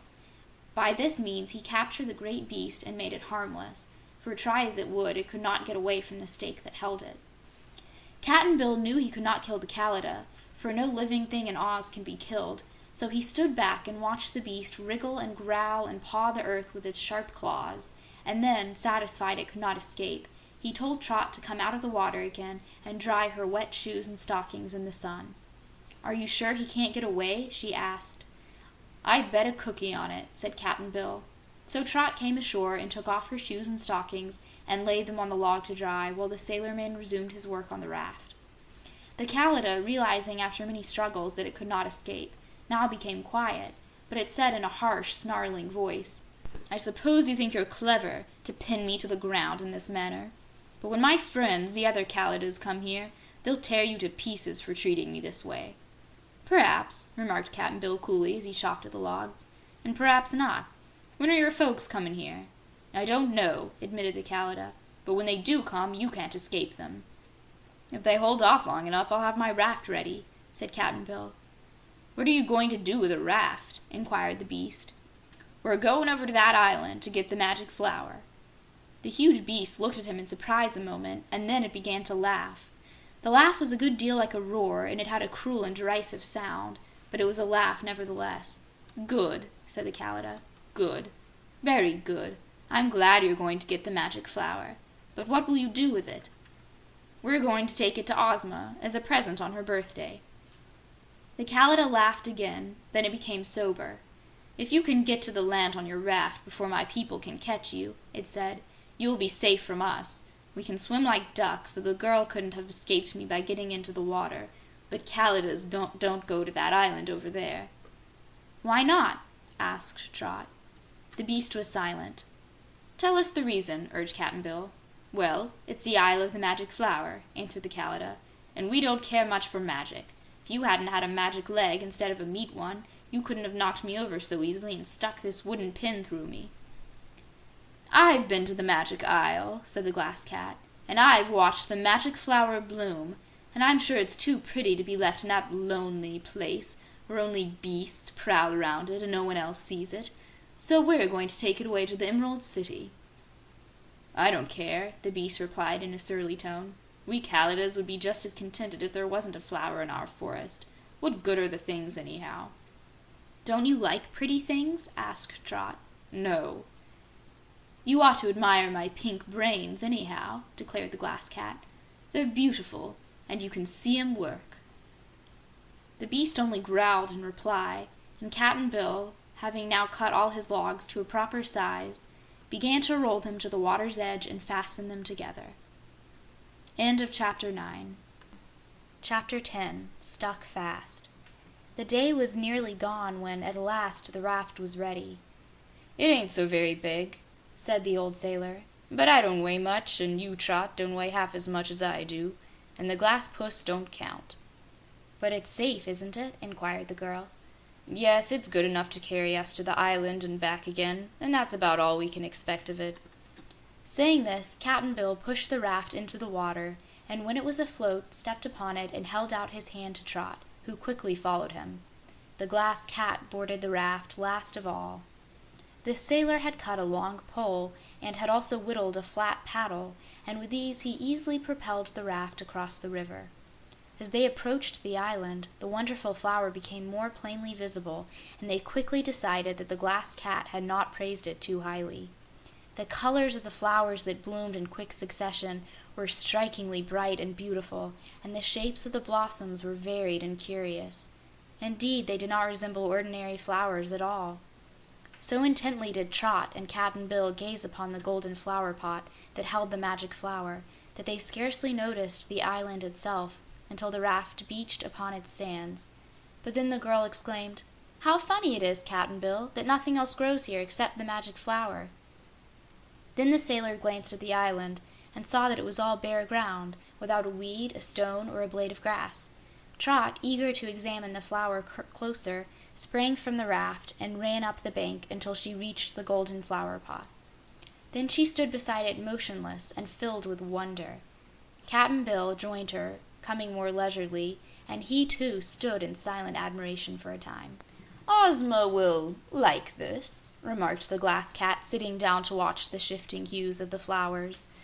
"I'm sure she won't have as fine a birthday present from anyone else." "Do you suppose it's very heavy, Cap'n? And can we get it home without breaking it?" asked Trot anxiously. "Well, I've lifted many bigger things than that," he replied, "but let's see what it weighs." He tried to take a step forward, but could not lift his meat foot from the ground. His wooden leg seemed free enough, but the other would not budge. "I seem stuck, Trot," he said with a perplexed look at his foot. "It ain't mud, and it ain't glue, but something's holding me down." The girl attempted to lift her own feet to go nearer to her friend, but the ground held them as fast as it held Cap'n Bill's foot. She tried to slide them, or to twist them around, but it was no use. She could not move either foot a hair's breadth. "This is funny," she exclaimed. "What do you suppose has happened to us, Cap'n Bill?" "I'm trying to make out," he answered. "Take off your shoes, Trot. Perhaps it's the leather soles that stuck to the ground." She leaned down and unlaced her shoes, but found she could not pull her feet out of them. The Glass Cat, which was walking around as naturally as ever, now said, "Your foot has got roots to it, Cap'n, and I can see the roots going into the ground where they spread out in all directions. It's the same way with Trot. That's why you can't move. The roots hold you fast." Cap'n Bill was rather fat and couldn't see his own feet very well, but he squatted down and examined Trot's feet and decided that the Glass Cat was right. "This is hard luck," he declared in a voice that showed he was uneasy at the discovery. "We're prisoners, Trot, on this funny island, and I'd like to know how we're ever gonna get loose, so's we can get home again." "Now I know why the Kalidah laughed at us," said the girl, "and why he said none of the beasts ever came to this island. The horrid creature knew we'd be caught and wouldn't warn us." In the meantime, the Kalidah, although pinned fast to the earth by Cap'n Bill's stake, was facing the island, and now the ugly expression which passed over its face when it defied and sneered at Cap'n Bill and Trot had changed to one of amusement and curiosity. When it saw the adventurers had actually reached the island and were standing beside the magic flower, it heaved a breath of satisfaction, a long, deep breath that swelled its deep chest until the beast could feel the stake that held him move a little, as if withdrawing itself from the ground. "Aha!" murmured the Kalidah. "A little more of this will set me free and allow me to escape." So he began breathing as hard as he could, puffing out his chest as much as possible with each indrawing breath. And by doing this he managed to raise the stake with each powerful breath until at last the Kalidah, using the muscles of his 4 legs as well as his deep breaths, found itself free of the sandy soil. The stake was sticking right through him, however, so he found a rock deeply set in the bank and pressed the sharp point of the stake upon the surface of this rock until he had driven it clear through his body. Then, by getting the stake tangled among some thorny bushes and wiggling his body, he managed to draw it out altogether. "There!" he exclaimed. "Except for those 2 holes in me, I'm as good as ever. But I must admit that old wooden-legged fellow saved both himself and the girl by making me a prisoner." Now the Kalidahs, although the most disagreeable creatures in the land of Oz, were nevertheless magical inhabitants of a magical fairyland, and in their natures a certain amount of good was mingled with the evil. This one was not very revengeful, and now that his late foes were in danger of perishing, his anger against them faded away. "Our own Kalidah King," he reflected, "has certain magical powers of his own. Perhaps he knows how to fill up these 2 holes in my body." So without paying any more attention to Trot and Cap'n Bill than they were paying to him, he entered the forest and trotted along a secret path that led to the hidden lair of all the Kalidahs. While the Kalidah was making good its escape, Cap'n Bill took his pipe from his pocket and filled it with tobacco and lighted it. Then, as he puffed out the smoke, he tried to think what could be done. "The Glass Cat seems all right," he said, "and my wooden leg didn't take roots and grow either, so it's only flesh that gets caught." It's magic that does it, Cap'n." "I know, Trot, and that's what sticks me. We're livin' in a magic country, but neither of us knows any magic, and so we can't help ourselves." "Couldn't the Wizard of Oz help us, or Glinda the Good?" asked the little girl. "Ah, now we're beginnin' to reason," he answered. "I'd probably thought of that myself in a minute more. By good luck, the Glass Cat is free, and so it can run back to the Emerald City and tell the Wizard about our fix, and ask him to come and help us get loose." "Will you go?" Trot asked the cat, speaking very earnestly. "I'm no messenger to be sent here and there," asserted the curious animal in a sulky tone of voice. "Well," said Cap'n Bill, "you've got to go home anyhow, 'cause you don't want to stay here, I take it. And when you get home, it wouldn't worry you much to tell the Wizard what's happened to us." "That's true," said the cat, sitting on its haunches and lazily washing its face with one glass paw. "I don't mind telling the Wizard when I get home." "Won't you go now?" pleaded Trot. "We don't want to stay here any longer than we can help, and everybody in Oz will be interested in you and call you a hero and say nice things about you because you helped your friends out of trouble." That was the best way to manage the Glass Cat, which was so vain that it loved to be praised. "I'm going home right away," said the creature, "and I'll tell the Wizard to come and help you." Saying this, it walked down to the water and disappeared under the surface. Not being able to manage the raft alone, the Glass Cat walked on the bottom of the river as it had done when it visited the island before, and soon they saw it appear on the farther bank and trot into the forest, where it was quickly lost to sight among the trees. Then Trot heaved a deep sigh. "Cap'n," said she, "we're in a bad fix. There's nothing here to eat, and we can't even lie down to sleep. Unless the Glass Cat hurries and the Wizard hurries, I don't know what's going to become of us." End of Chapter 10. Chapter 11. The Beasts of the Forest of Gugu. That was a wonderful gathering of wild animals in the Forest of Gugu next sunrise. Rango, the gray ape, had even called his monkey sentinels away from the forest edge, and every beast, little and big, was in the great clearing where meetings were held on occasions of great importance. In the center of the clearing stood a great shelving rock, having a flat, inclined surface, and on this sat the stately leopard Gugu, who was king of the forest. On the ground beneath him squatted Bru the bear, Lu the unicorn, and Rango the gray ape, the king's 3 counselors, and in front of them stood the 2 strange beasts who had called themselves Li-Mon-Eags, but were really the transformations of Ruggedo the gnome and Kiki Aru the Hyup. Then came the beasts, rows and rows and rows of them. The smallest beasts were nearest the king's rock throne. Then there were wolves and foxes, lynxes and hyenas and the like. Behind them were gathered the monkey tribes, who were hard to keep in order because they teased the other animals and were full of mischievous tricks. Back of the monkeys were the pumas, jaguars, tigers, and lions, and their kind. Next the bears, all sizes and colors. After them bisons, wild donkeys, zebras, and unicorns. Farther on the rhinoceri and hippopotami, and at the far edge of the forest, close to the trees that shut in the clearing, was a row of thick-skinned elephants, still as statues, but with eyes bright and intelligent. Many other kinds of beasts, too numerous to mention, were there, and some were unlike any beasts we see in the menageries and zoos in our country. Some were from the mountains west of the forest, and some from the plains at the east, and some from the river, but all present acknowledged the leadership of Gugu, who for many years had ruled them wisely and forced all to obey the laws.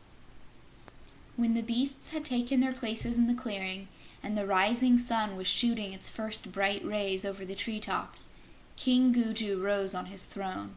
The leopard's giant form, towering above all the others, caused a sudden hush to fall on the assemblage. "Brothers," he said in his deep voice, "a stranger has come among us, a beast of curious form, who is a great magician and is able to change the shapes of men or beasts at his will. This stranger has come to us with another of his kind from out of the sky to warn us of a danger which threatens us all and to offer us a way to escape from that danger. He says he is our friend, and he has proved to me and to my counselors his magic powers. Will you listen to what he has to say to you, to the message he has brought from the sky?" "Let him speak!" came in a great roar from the great company of assembled beasts. So Ruggedo the Gnome sprang upon the flat rock beside Gugu the King, and another roar, gentle this time, showed how astonished the beasts were at the sight of his curious form. His lion's face was surrounded by a mane of pure white hair. His eagle's wings were attached to the shoulders of his monkey body and were so long that they nearly touched the ground. He had powerful arms and legs, in addition to the wings, and at the end of his long, straight tail was a golden ball. Never had any beast beheld such a curious creature before, and so the very sight of the stranger, who was said to be a great magician, filled all present with awe and wonder. Kiki stayed down below and, half hidden by the shelf of rock, was scarcely noticed. The boy realized that the old gnome was helpless without his magic power, but he also realized that Ruggedo was the best talker, so he was willing the gnome should take the lead. "Beasts of the forest of Gugu," began Ruggedo the gnome, "my comrade and I are your friends. We are magicians, and from our home in the sky we can look down into the land of Oz and see everything that is going on. Also, we can hear what the people below us are saying. That is how we heard Ozma, who rules the land of Oz, say to her people, 'The beasts in the forest of Gugu are lazy and are of no use to us. Let us go to their forest and make them all our prisoners. Let us tie them with ropes and beat them with sticks until they work for us and become our willing slaves.' And when the people heard Ozma of Oz say this, they were glad and raised a great shout and said, 'We will do it! We will make the beasts of the forest of Gugu our slaves!' The wicked old gnome could say no more just then, for such a fierce roar of anger rose from the multitude of beasts that his voice was drowned by the clamor. Finally, the roar died away, like distant thunder, and Ruggedo the gnome went on with his speech. "Having heard the Oz people plot against your liberty, we watched to see what they would do, and saw them all begin making ropes long and short, with which to snare our friends the beasts. You are angry, but we also were angry, for when the Oz people became the enemy of the beasts, they also became our enemies, for we too are beasts, although we live in the sky. And my comrade and I said, 'We will save our friends and have revenge on the Oz people.' And so we came here to tell you of your danger and of our plan to save you." "We can save ourselves," cried an old elephant. "We can fight." "The Oz people are fairies, and you can't fight against magic unless you also have magic," answered the gnome. "Tell us your plan," shouted the huge tiger, and the other beasts echoed his words, crying, "Tell us your plan." "My plan is simple," replied Ruggedo.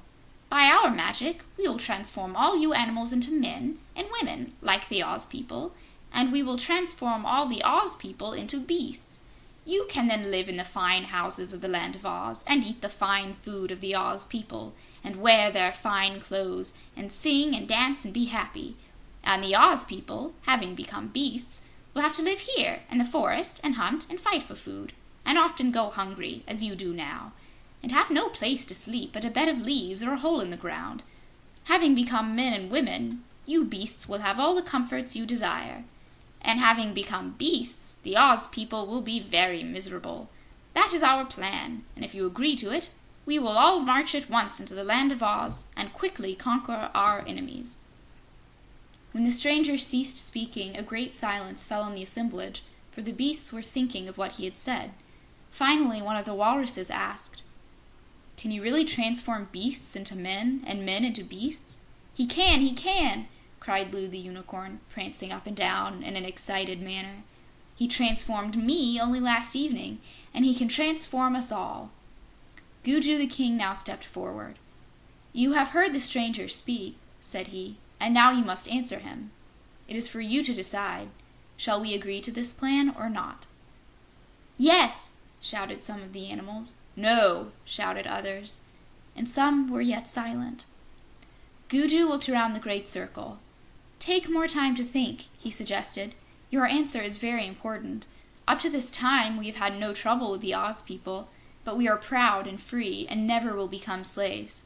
Think carefully, and when you are ready to answer, I will hear you." End of Chapter 11. Chapter 12. Kiki uses his magic. Then arose a great confusion of sounds as all the animals began talking to their fellows. The monkeys chattered, and the bears growled, and the voices of the jaguars and lions rumbled, and the wolves yelped, and the elephants had to trumpet loudly to make their voices heard. Such a hubbub has never been known in the forest before, and each beast argued with his neighbor until it seemed the noise would never cease. Ruggedo the gnome waved his arms and fluttered his wings to try to make them listen to him again, but the beasts paid him no attention. Some wanted to fight the Oz people, some wanted to be transformed, and some wanted to do nothing at all. The growling and confusion had grown greater than ever, when, in a flash, silence fell on all the beasts present, the arguments were hushed, and all gazed in astonishment at a strange sight. For into the circle strode a great lion, bigger and more powerful than any other lion there, and on his back rode a little girl who smiled fearlessly at the multitude of beasts. And behind the lion and the little girl came another beast, a monstrous tiger, who bore upon his back a funny little man carrying a black bag. Right past the rows of wandering beasts the strange animals walked, advancing until they stood just before the rock throne of Gugu. Then the little girl and the funny little man dismounted, and the great lion demanded in a loud voice, "Who is king in this forest?" "I am," answered Gugu, looking steadily at the other. "I am Gugu the leopard, and I am king of this forest." "Then I greet your majesty with great respect," said the lion. "Perhaps you have heard of me, Gugu. I am called the Cowardly Lion, and I am king of all beasts, the world over." Gugu's eyes flashed angrily. "Yes," said he, "I have heard of you. You have long claimed to be king of beasts, but no beast who is a coward can be king over me." "He isn't a coward, your majesty," asserted the little girl. "He's just cowardly, that's all." Gugu looked at her. All the other beasts were looking at her too. "Who are you?" asked the king. "Me? Oh, I'm just Dorothy," she answered. "How dare you come here?" demanded the king. "Why, I'm not afraid to go anywhere if the Cowardly Lion is with me," she said. "I know him pretty well, and so I can trust him. He's always afraid when we get into trouble, and that's why he's cowardly. But he's a terrible fighter, and that's why he isn't a coward. He doesn't like to fight, you know, but when he has to, there isn't any beast living that can conquer him." Gugu the king looked at the big, powerful form of the Cowardly Lion and knew she spoke the truth. Also, the other lions of the forest now came forward and bowed low before the strange lion. "We welcome your majesty," said one. "We have known you many years ago, before you went to live at the Emerald City, and we have seen you fight the terrible Kalidas and conquer them, so we know you are the king of the beasts." "It is true," replied the Cowardly Lion, "but I did not come here to rule the beasts of this forest. Gugu is king here, and I believe he is a good king, and just and wise. I come with my friends to be the guest of Gugu, and I hope we are welcome." That pleased the great leopard, who said very quickly, "Yes, you at least are welcome to my forest, but who are these strangers with you?" "Dorothy has introduced herself," replied the lion, "and you are sure to like her when you know her better. This man is the Wizard of Oz, a friend of mine who can do wonderful tricks of magic. And here is my true and tried friend, the Hungry Tiger, who lives with me in the Emerald City." "Is he always hungry?" asked Loo the Unicorn. "I am," replied the Tiger, answering the question himself.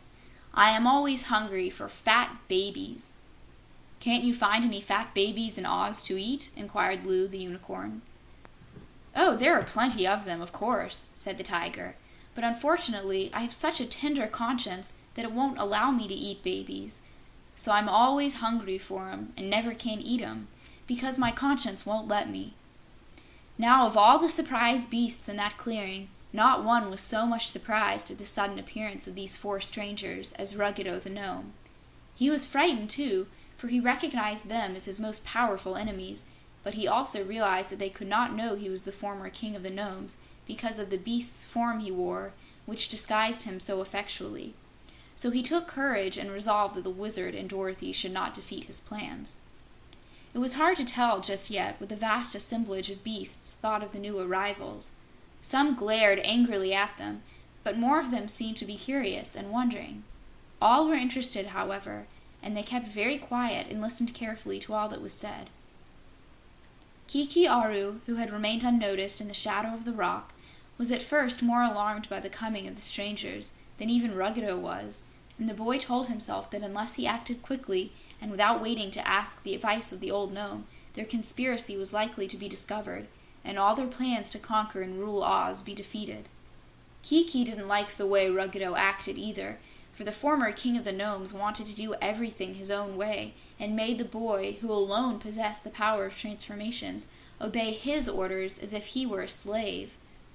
Another thing that disturbed Kiki Aru was the fact that a real wizard had arrived, who was said to possess many magical powers, and this wizard carried his tools in a black bag and was the friend of the Oz people, and so would probably try to prevent war between the beasts of the forest and the people of Oz.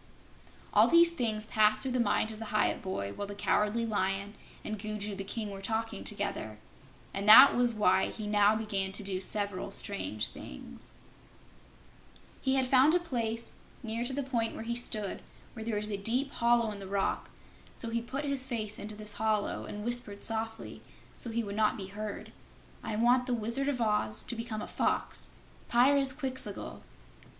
The wizard, who had stood smilingly beside his friends, suddenly felt his form change to that of a fox, and his black bag fell to the ground. Kiki reached out an arm and seized the bag, and the fox cried as loud as it could, "Treason! There's a traitor here with magic powers!" Everyone was startled at this cry, and Dorothy, seeing her old friend's plight, screamed and exclaimed, "Mercy me!" But the next instant the little girl's form had changed to that of a lamb with fleecy white wool, and Dorothy was too bewildered to do anything but look around her in wonder. The Cowardly Lion's eyes now flashed fire.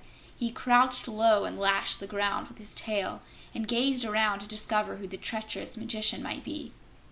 But Kiki, who had kept his face in the hollow rock, again whispered the magic word, and the great lion disappeared, and in his place stood a little boy dressed in Munchkin costume. The little Munchkin boy was as angry as the lion had been, but he was small and helpless.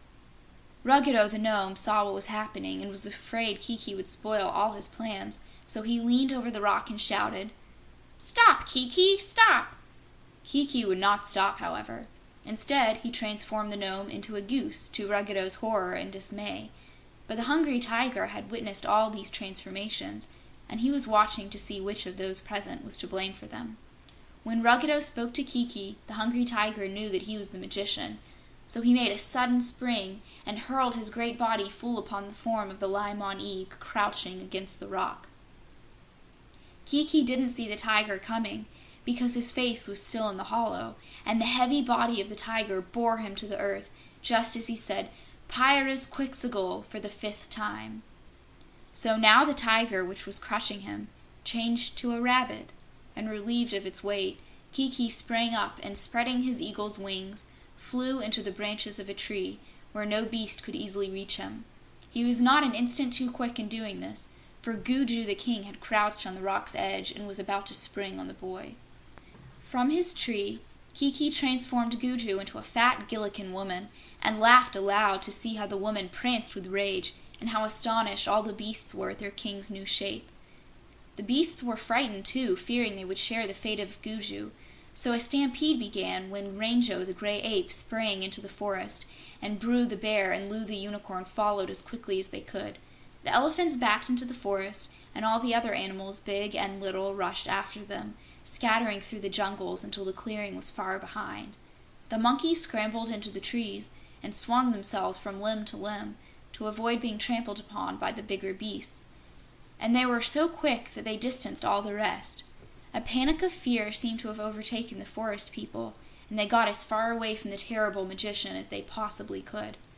But the transformed ones stayed in the clearing, being so astonished and bewildered by their new shapes that they could only look at one another in a dazed and helpless fashion, although each one was greatly annoyed at the trick that had been played upon him. "Who are you?" the Munchkin boy asked the rabbit. "And who are you?" the fox asked the lamb. "And who are you?" the rabbit asked the fat Gillikin woman. "I'm Dorothy," said the woolly lamb. "I'm the wizard," said the fox. "I'm the Cowardly Lion," said the Munchkin boy. "I'm the Hungry Tiger," said the rabbit. "I'm Gugu the King," said the fat woman. But when they asked the goose who he was, Ruggedo the gnome would not tell them. "I'm just a goose," he replied, "and what I was before, I cannot remember." End of Chapter 12. Chapter 13. The Loss of the Black Bag. Kiki Aru, in the form of the Li-Mon-Eag, had scrambled into the high, thick branches of the tree so no one could see him, and there he opened the Wizard's black bag, which he had carried away in his flight. He was curious to see what the Wizard's magic tools looked like, and he hoped he could use some of them and so secure more power, but after he had taken the articles one by one from the bag, he had to admit they were puzzles to him. For unless he understood their uses, they were of no value whatever. Kiki Aru, the Hyup boy, was no wizard or magician at all, and could do nothing unusual except to use the magic word he had stolen from his father on Mount Munch. So he hung the Wizard's black bag on a branch of the tree, and then climbed down to the lower limbs, that he might see what the victims of his transformations were doing. They were all on top of the flat rock, talking together in tones so low that Kiki could not hear what they said. "This is certainly misfortune," remarked the Wizard in the fox's form. "But our transformations are a sort of enchantment which is very easy to break, when you know how and have the tools to do it with. The tools are in my black bag, but where is my bag?" No one knew that, for none had seen Kiki Aru fly away with it. "Let's look and see if we can find it," suggested Dorothy the lamb. So they left the rock, and all of them searched the clearing high and low without finding the bag of magic tools. The goose searched as earnestly as the others, for if he could discover it, he meant to hide it where the Wizard could never find it, because if the Wizard changed him back to his proper form, along with the others, he would then be recognized as Ruggedo the gnome, and they would send him out of the land of Oz, and so ruin all his hopes of conquest. Ruggedo was not really sorry, now that he thought about it, that Kiki had transformed all these Oz folks.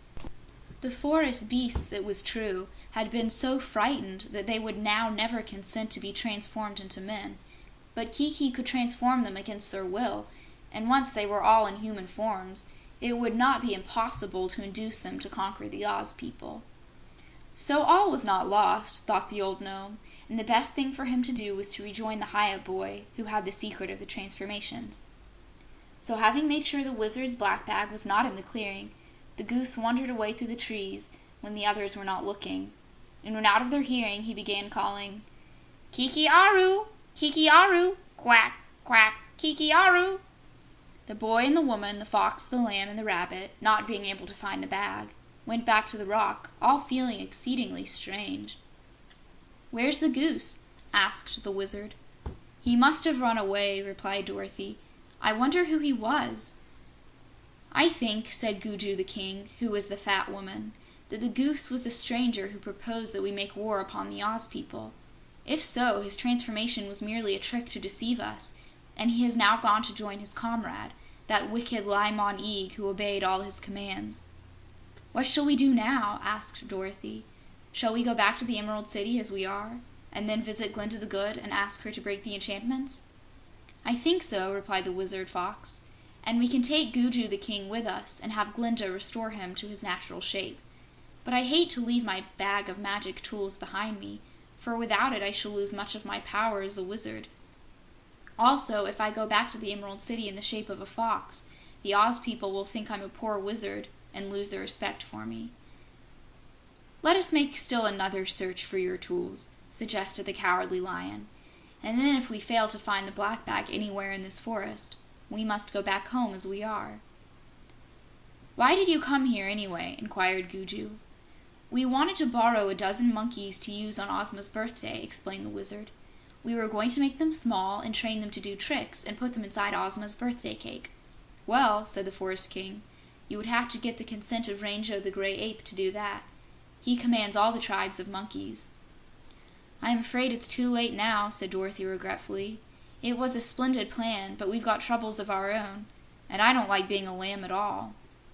"You're nice and fuzzy," said the Cowardly Lion. "That's nothing," declared Dorothy. "I've never been specially proud of myself, but I'd rather be the way I was born than anything else in the whole world."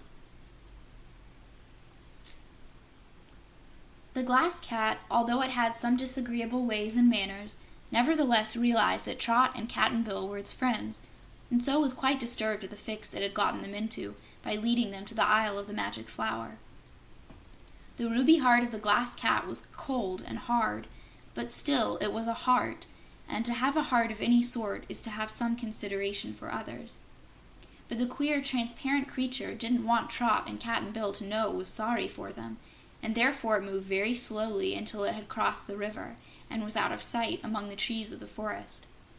Then it headed straight toward the Emerald City and trotted so fast that it was like a crystal streak crossing the valleys and plains. Being glass, the cat was tireless, and with no reason to delay its journey, it reached Ozma's palace in wonderfully quick time. "Where's the Wizard?" it asked the pink kitten, which was curled up in the sunshine on the lowest step of the palace entrance. "Don't bother me," lazily answered the pink kitten, whose name was Eureka. "I must find the Wizard at once," said the Glass Cat. "Then find him," advised Eureka, and went to sleep again. The Glass Cat darted up the stairway and came upon Toto, Dorothy's little black dog. "Where's the Wizard?" asked the cat. "Gone on a journey with Dorothy," replied Toto. "When did they go, and where have they gone?" demanded the cat. "They went yesterday, and I heard them say they would go to the great forest in the Munchkin country." "Dear me," said the Glass Cat, "that is a long journey." "But they rode on the Hungry Tiger and the Cowardly Lion," explained Toto, "and the Wizard carried his black bag of magic tools." The Glass Cat knew the great forest of Gugu well, for it had traveled through this forest many times in its journeys through the Land of Oz, and it reflected that the forest of Gugu was nearer to the Isle of the Magic Flower than the Emerald City was, and so, if it could manage to find the Wizard, it could lead him across the Gillikin country to where Trot and Cap'n Bill were prisoned. It was a wild country and little traveled, but the Glass Cat knew every path, so very little time need be lost after all. Without stopping to ask any more questions, the cat darted out of the palace and away from the Emerald City, taking the most direct route to the forest of Gugu. Again the creature flashed through the country like a streak of light, and it would surprise you to know how quickly it reached the edge of the great forest. There were no monkey guards among the trees to cry out a warning, and this was so unusual that it astonished the Glass Cat. Going farther into the forest, it presently came upon a wolf, which at first bounded away in terror, but then, seeing it was only a glass cat, the wolf stopped, and the cat could see it was trembling, as if from a terrible fright. "What's the matter?" asked the cat. "A dreadful magician has come among us," exclaimed the wolf, "and he's changing the forms of all the beasts, quick as a wink, and making them all his slaves." The Glass Cat smiled and said, "Why, that's only the Wizard of Oz. He may be having some fun with you forest people, but the Wizard wouldn't hurt a beast for anything." "I don't mean the Wizard," explained the wolf, "and if the Wizard of Oz is that funny little man who rode a great tiger into the clearing, he's been transformed himself by the terrible magician." "The Wizard? Transformed? Why, that's impossible," declared the Glass Cat. "No, it isn't. I saw him with my own eyes change into the form of a fox, and the girl who was with him was changed to a woolly lamb." The Glass Cat was indeed surprised. "When did that happen?" it asked. "Just a little while ago in the clearing. All the animals had met there, but they ran away when the magician began his transformations, and I'm thankful I escaped with my natural shape. But I'm still afraid, and I'm going somewhere to hide." With this, the wolf ran on, and the Glass Cat, which knew where the big clearing was, went toward it. But now it walked more slowly, and its pink brains rolled and tumbled around at a great rate, because it was thinking over the amazing news the wolf had told it. When the Glass Cat reached the clearing, it saw a fox, a lamb, a rabbit, a Munchkin boy, and a fat Gillikin woman, all wandering around in an aimless sort of way, for they were again searching for the black bag of magic tools. The cat watched them a moment, and then it walked slowly into the open space. At once the lamb ran toward it, crying, "Oh, Wizard, here's the Glass Cat!" "Where, Dorothy?" asked the fox. "Here." The boy and the woman and the rabbit now joined the fox and the lamb, and they all stood before the Glass Cat and, speaking together, almost like a chorus, asked, "Have you seen the black bag?" "Often," replied the Glass Cat, "but not lately." "It's lost," said the Fox, "and we must find it." "Are you the Wizard?" asked the Cat. "Yes." "And who are these others?" "I'm Dorothy," said the Lamb. "I'm the Cowardly Lion," said the Munchkin boy. "I'm the Hungry Tiger," said the Rabbit. "I'm Gugu, King of the Forest," said the Fat Woman. The Glass Cat sat on its hind legs and began to laugh. "My, what a funny lot!" exclaimed the creature. "Who played this joke on you?" "It's no joke at all," declared the Wizard. "It was a cruel, wicked transformation, and the magician that did it has the head of a lion, the body of a monkey, the wings of an eagle, and a round ball on the end of his tail." The Glass Cat laughed again. "That magician must look funnier than you do," it said. "Where is he now?" "Somewhere in the forest," said the Cowardly Lion. "He just jumped into that tall maple tree over there, for he can climb like a monkey and fly like an eagle, and then he disappeared in the forest." "And there was another magician, just like him, who was his friend," added Dorothy. "But they probably quarreled, for the wickedest one changed his friend into the form of a goose." "What became of the goose?" asked the Cat, looking around. "He must have gone away to find his friend," answered Gugu the King. "But a goose can't travel very fast, so we could easily find him if we wanted to." "The worst thing of all," said the Wizard, "is that my black bag is lost. It disappeared when I was transformed. If I could find it, I could easily break these enchantments by means of my magic, and we would resume our own forms again. Will you help us search for the bag, friend Cat?" "Of course," replied the Glass Cat. "But I expect the strange magician carried it away with him. If he's a magician, he knows you need that bag, and perhaps he's afraid of your magic. So he's probably taken the bag with him, and you won't see it again unless you find the magician." "That sounds reasonable," remarked the Lamb, which was Dorothy. "Those pink brains of yours seem to be working pretty well today."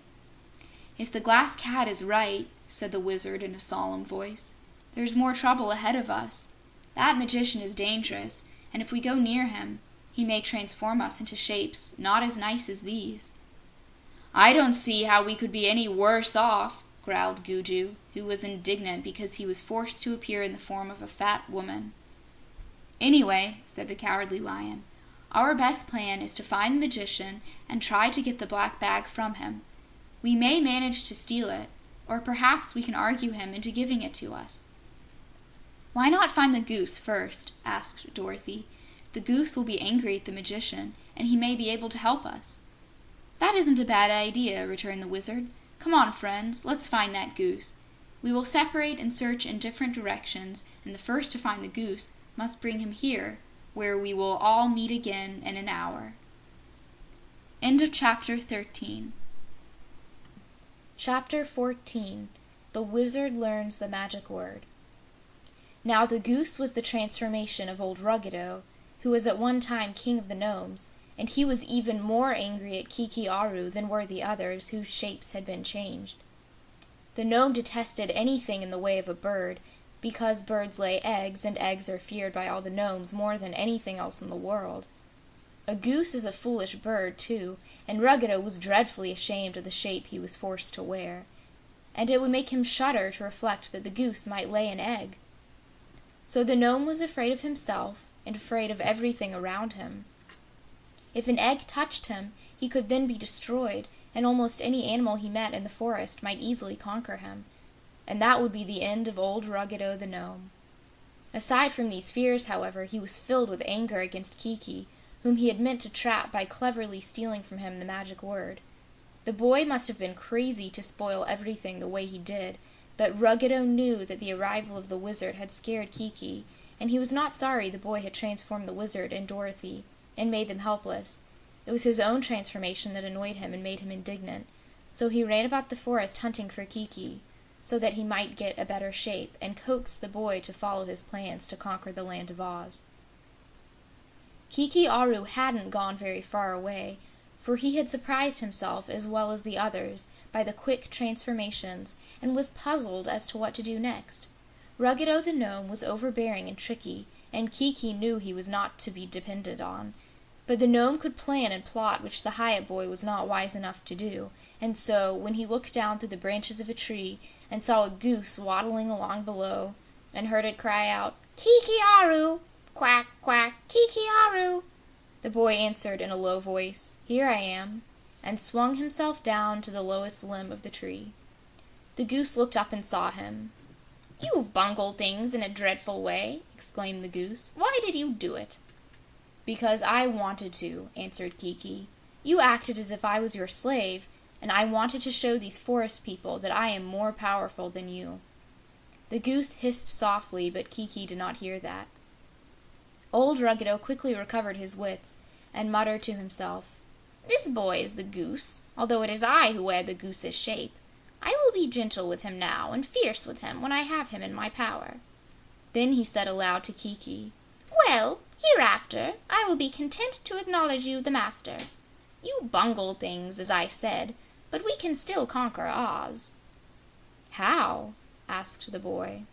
"First, give me back the shape of the Li-Mon-Eag, and then we can talk together more conveniently," suggested the gnome. "Wait a moment, then," said Kiki, and climbed higher up the tree.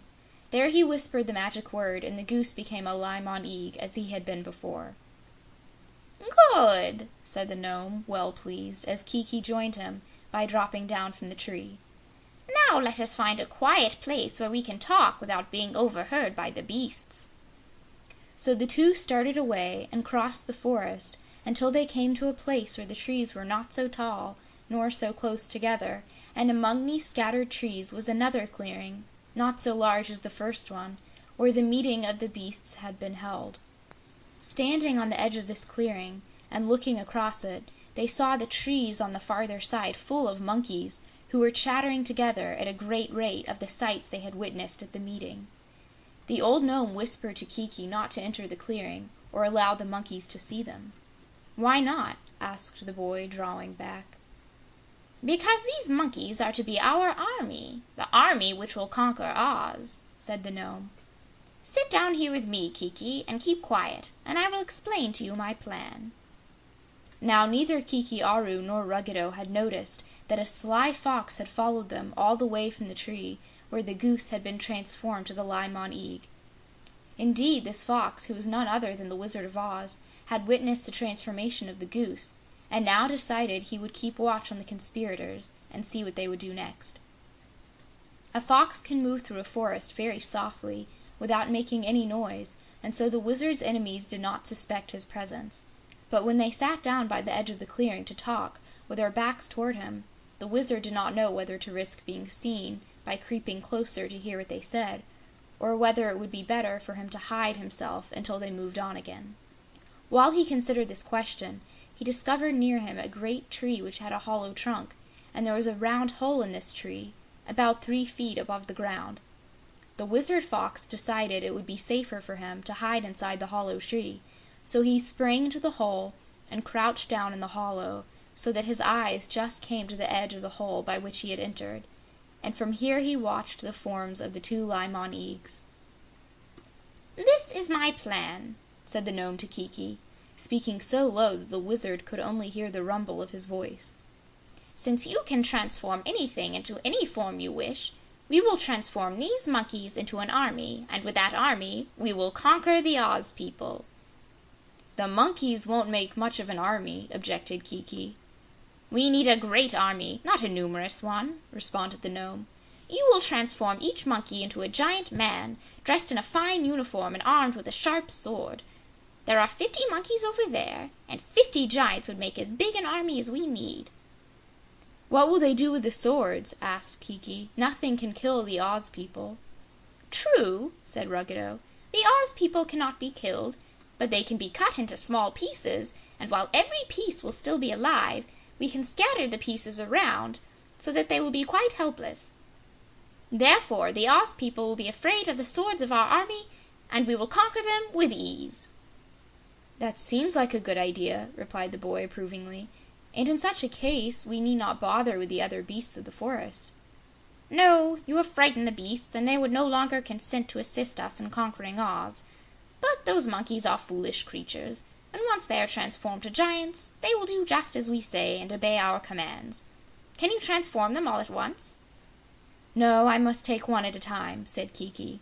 "But the 50 transformations can be made in an hour or so. Stay here, Ruggedo, and I will change the first monkey, that one at the left, on the end of the limb, into a giant with a sword." "Where are you going?" asked the gnome. "I must not speak the magic word in the presence of another person," declared Kiki, who was determined not to allow his treacherous companion to learn his secret. "So I will go where you cannot hear me." Ruggedo the gnome was disappointed, but he hoped still to catch the boy unawares and surprise the magic word. So he merely nodded his lion head, and Kiki got up and went back into the forest a short distance. Here he spied a hollow tree, and by chance it was the same hollow tree in which the Wizard of Oz, now in the form of a fox, had hidden himself. As Kiki ran up to the tree, the fox ducked its head so that it was out of sight in the dark hollow beneath the hole. And then Kiki put his face into the hole and whispered, "I want that monkey on the branch at the left to become a giant man, 50 feet tall, dressed in a uniform and with a sharp sword. Pyrzqxgl." Then he ran back to Ruggedo, but the Wizard Fox had heard quite plainly every word that he had said. The monkey was instantly transformed into the giant, and the giant was so big that as he stood on the ground, his head was higher than the trees of the forest. The monkeys raised a great chatter, but did not seem to understand that the giant was one of themselves. "Good!" cried the gnome. "Hurry, Kiki, and transform the others." So Kiki rushed back to the tree, and putting his face to the hollow, whispered, "I want the next monkey to be just like the first. Pyrzqxgl." Again the Wizard Fox heard the magic word, and just how it was pronounced. But he sat still in the hollow and waited to hear it again, so it would be impressed on his mind and he would not forget it. Kiki kept running to the edge of the forest and back to the hollow tree again until he had whispered the magic word 6 times, and 6 monkeys had been changed to 6 great giants. Then the wizard decided he would make an experiment and use the magic word himself. So while Kiki was running back to the gnome, the fox stuck his head out of the hollow and said softly, "I want that creature who is running to become a hickory nut. Pyrzqxgl." Instantly the Li-Mon-Eag form of Kiki Aru the Hyup disappeared, and a small hickory nut rolled upon the ground a moment and then lay still. The wizard was delighted and leapt from the hollow just as Ruggedo looked around to see what had become of Kiki. The gnome saw the fox, but no Kiki, so he hastily rose to his feet. The wizard did not know how powerful the queer beast might be, so he resolved to take no chances. "I want this creature to become a walnut. Pyrzqxgl," he said aloud. But he did not pronounce the magic word in quite the right way, and Ruggedo's form did not change. But the gnome knew at once that Pyrzqxgl was the magic word, so he rushed at the fox and cried, "I want you to become a goose. Pyrzqxgl." But the gnome did not pronounce the word right either, having never heard it spoken but once before, and then with a wrong accent. So the fox was not transformed, but it had to run away to escape being caught by the angry gnome. Ruggedo now began pronouncing the magic word in every way he could think of, hoping to hit the right one, and the fox, hiding in a bush, was somewhat troubled by the fear that he might succeed. However, the wizard, who was used to magic arts, remained calm and soon remembered exactly how Kiki Aru had pronounced the word. So he repeated the sentence he had before uttered, and Ruggedo the gnome became an ordinary walnut. The wizard now crept out from the bush and said, "I want my own form again. Pyrzqxgl." Instantly he was the Wizard of Oz, and after picking up the hickory nut and the walnut and carefully placing them in his pocket, he ran back to the big clearing. Dorothy the lamb uttered a bleat of delight when she saw her old friend restored to his natural shape. The others were all there, not having found the goose. The fat Gillikin woman, the Munchkin boy, the rabbit, and the glass cat crowded around the wizard and asked what had happened. Before he explained anything of his adventure, he transformed them all, except, of course, the glass cat, into their natural shapes, and when their joy permitted them to quiet somewhat, he told them how he had by chance surprised the magician's secret, and been able to change the 2 Li-Mon-Eags into shapes that could not speak, and therefore would be unable to help themselves. and the little Wizard showed his astonished friends the hickory nut and the walnut, to prove that he had spoken the truth. "But see here," exclaimed Dorothy, "what has become of those giant soldiers who used to be monkeys?" "I forgot all about them," admitted the Wizard, "but I suppose they are still standing there in the forest."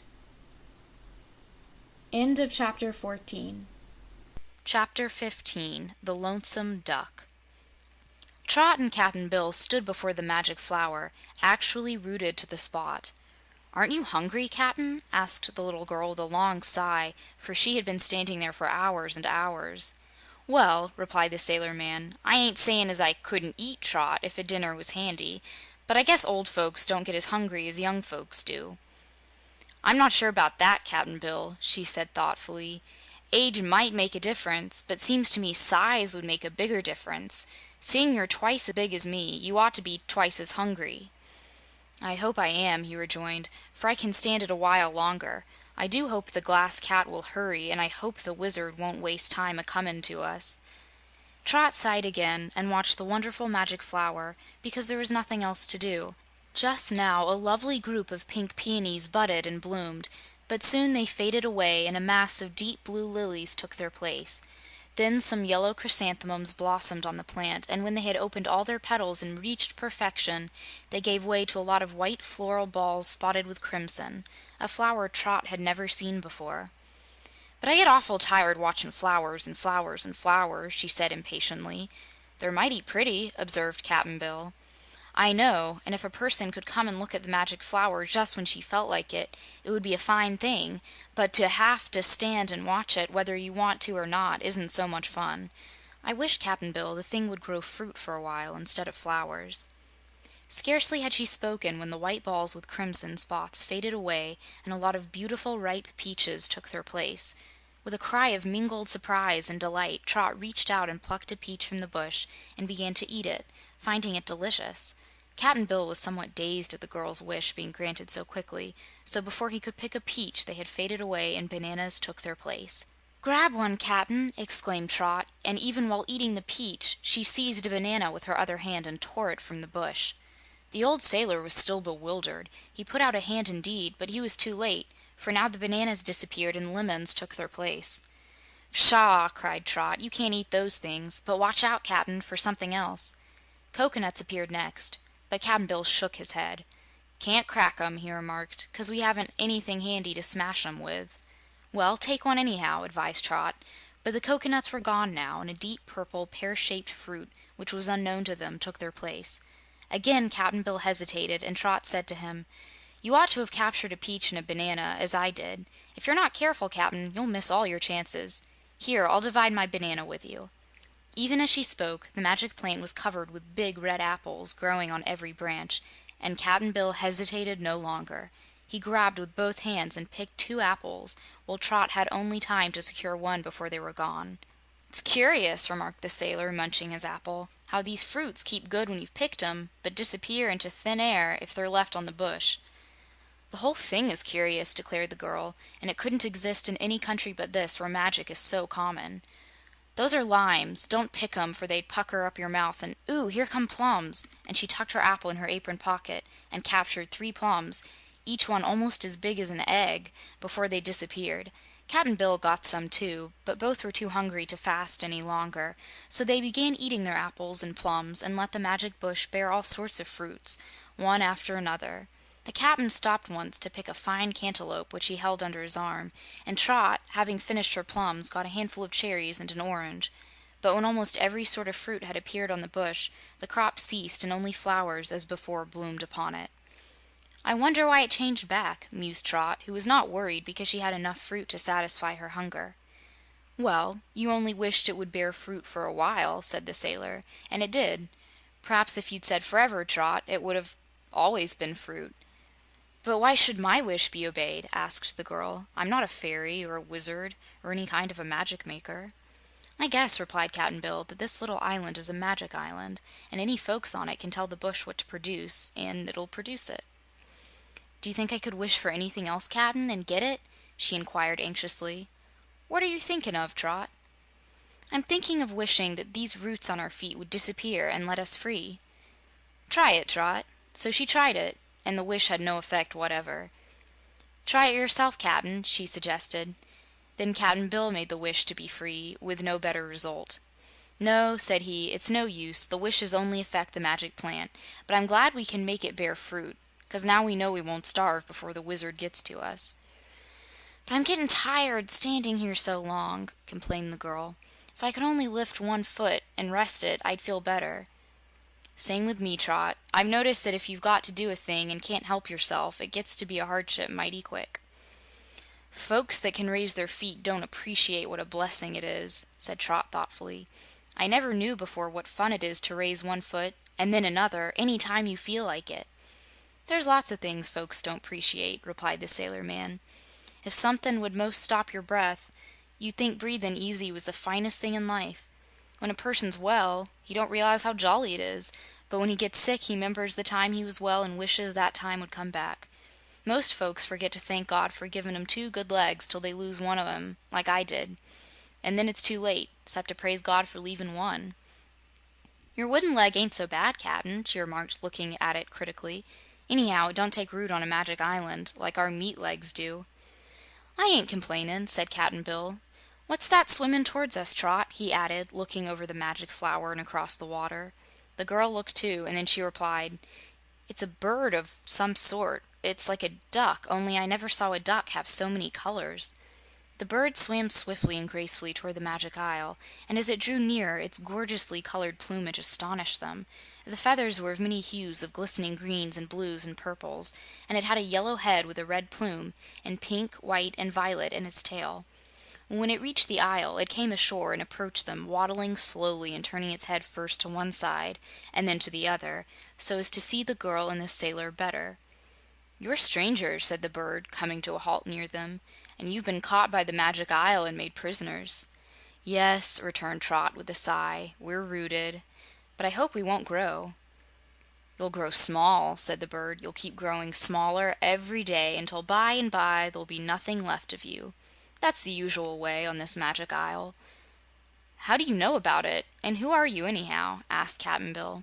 "I'm the Lonesome Duck," replied the bird. "I suppose you've heard of me?" "No," said Trot. "I can't say I have." "What makes you lonesome?" "Why, I haven't any family or any relations," returned the duck. "Haven't you any friends?" "Not a friend. And I've nothing to do. I've lived a long time, and I've got to live forever because I belong in the Land of Oz, where no living thing dies. Think of existing year after year with no friends, no family, and nothing to do. Can you wonder I'm lonesome?" "Why don't you make a few friends and find something to do?" inquired Cap'n Bill. "I can't make friends because everyone I meet, bird, beast, or person, is disagreeable to me. In a few minutes I shall be unable to bear your society longer, and then I'll go away and leave you," said the Lonesome Duck. "And as for doing anything, there's no use in it. All I meet are doing something. So I have decided it's common and uninteresting, and I prefer to remain lonesome." "Don't you have to hunt for your food?" asked Trot. "No. In my Diamond Palace, a little way up the river, food is magically supplied me. But I seldom eat because it is so common." "You must be a magician duck," remarked Cap'n Bill. "Why so?" "Well, ordinary ducks don't have diamond palaces and magic food like you do." "True, and that's another reason why I'm lonesome. You must remember I'm the only duck in the Land of Oz, and I'm not like any other duck in the outside world." "Seems to me you like being lonesome," observed Cap'n Bill. "I can't say I like it exactly," replied the duck, "but since it seems to be my fate, I'm rather proud of it." "How do you suppose a single, solitary duck happened to be in the Land of Oz?" asked Trot wonderingly. "I used to know the reason many years ago, but I've quite forgotten it," declared the duck. "The reason for a thing is never so important as the thing itself, so there's no use remembering anything but the fact that I'm lonesome." "I guess you'd be happier if you tried to do something," asserted Trot. "If you can't do anything for yourself, you can do things for others, and then you'd get lots of friends and stop being lonesome." "Now you're getting disagreeable," said the Lonesome Duck, "and I shall have to go and leave you." "Can't you help us any?" pleaded the girl. "If there's anything magic about you, you might get us out of this scrape." "I haven't any magic strong enough to get you off the Magic Isle," replied the Lonesome Duck. "What magic I possess is very simple, but I find it enough for my own needs." "If we could only sit down a while, we could stand it better," said Trot, "but we have nothing to sit on." "Then you will have to stand it," said the Lonesome Duck. "Perhaps you've enough magic to give us a couple of stools?" suggested Cap'n Bill. "A duck isn't supposed to know what stools are," was the reply. "But you're different from all the other ducks." "That is true." The strange creature seemed to reflect for a moment, looking at them sharply from its round black eyes. Then it said, "Sometimes, when the sun is hot, I grow a toadstool to shelter me from its rays. Perhaps you could sit on toadstools." "Well, if they were strong enough, they'd do," answered Cap'n Bill. "Then before I do, I'll give you a couple," said the Lonesome Duck, and began waddling about in a small circle. It went around the circle to the right 3 times, and then it went around to the left 3 times. Then it hopped backward 3 times and forward 3 times. "What are you doing?" asked Trot. "Don't interrupt. This is an incantation," replied the Lonesome Duck. But now it began making a succession of soft noises that sounded like quacks and seemed to mean nothing at all.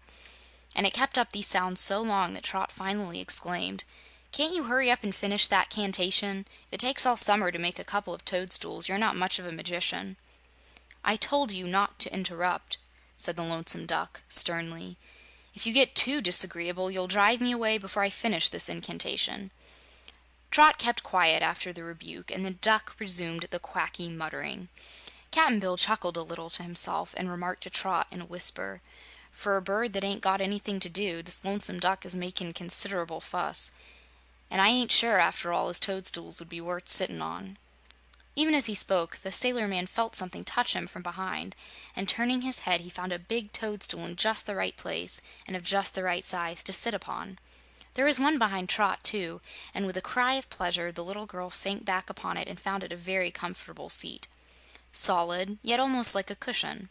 Even Cap'n Bill's weight did not break his toadstool down, and when both were seated, they found that the Lonesome Duck had waddled away and was now at the water's edge. "Thank you, ever so much," cried Trot, and the sailor called out, "Much obliged." But the Lonesome Duck paid no attention. Without even looking in their direction again, the gaudy fowl entered the water and swam gracefully away. End of Chapter 15. Chapter 16. The Glass Cat Finds the Black Bag. When the 6 monkeys were transformed by Kiki Aru into 6 giant soldiers 50 feet tall, their heads came above the top of the trees, which in this part of the forest were not so high as in some other parts, and although the trees were somewhat scattered, the bodies of the giant soldiers were so big that they quite filled the spaces in which they stood, and the branches pressed them on every side.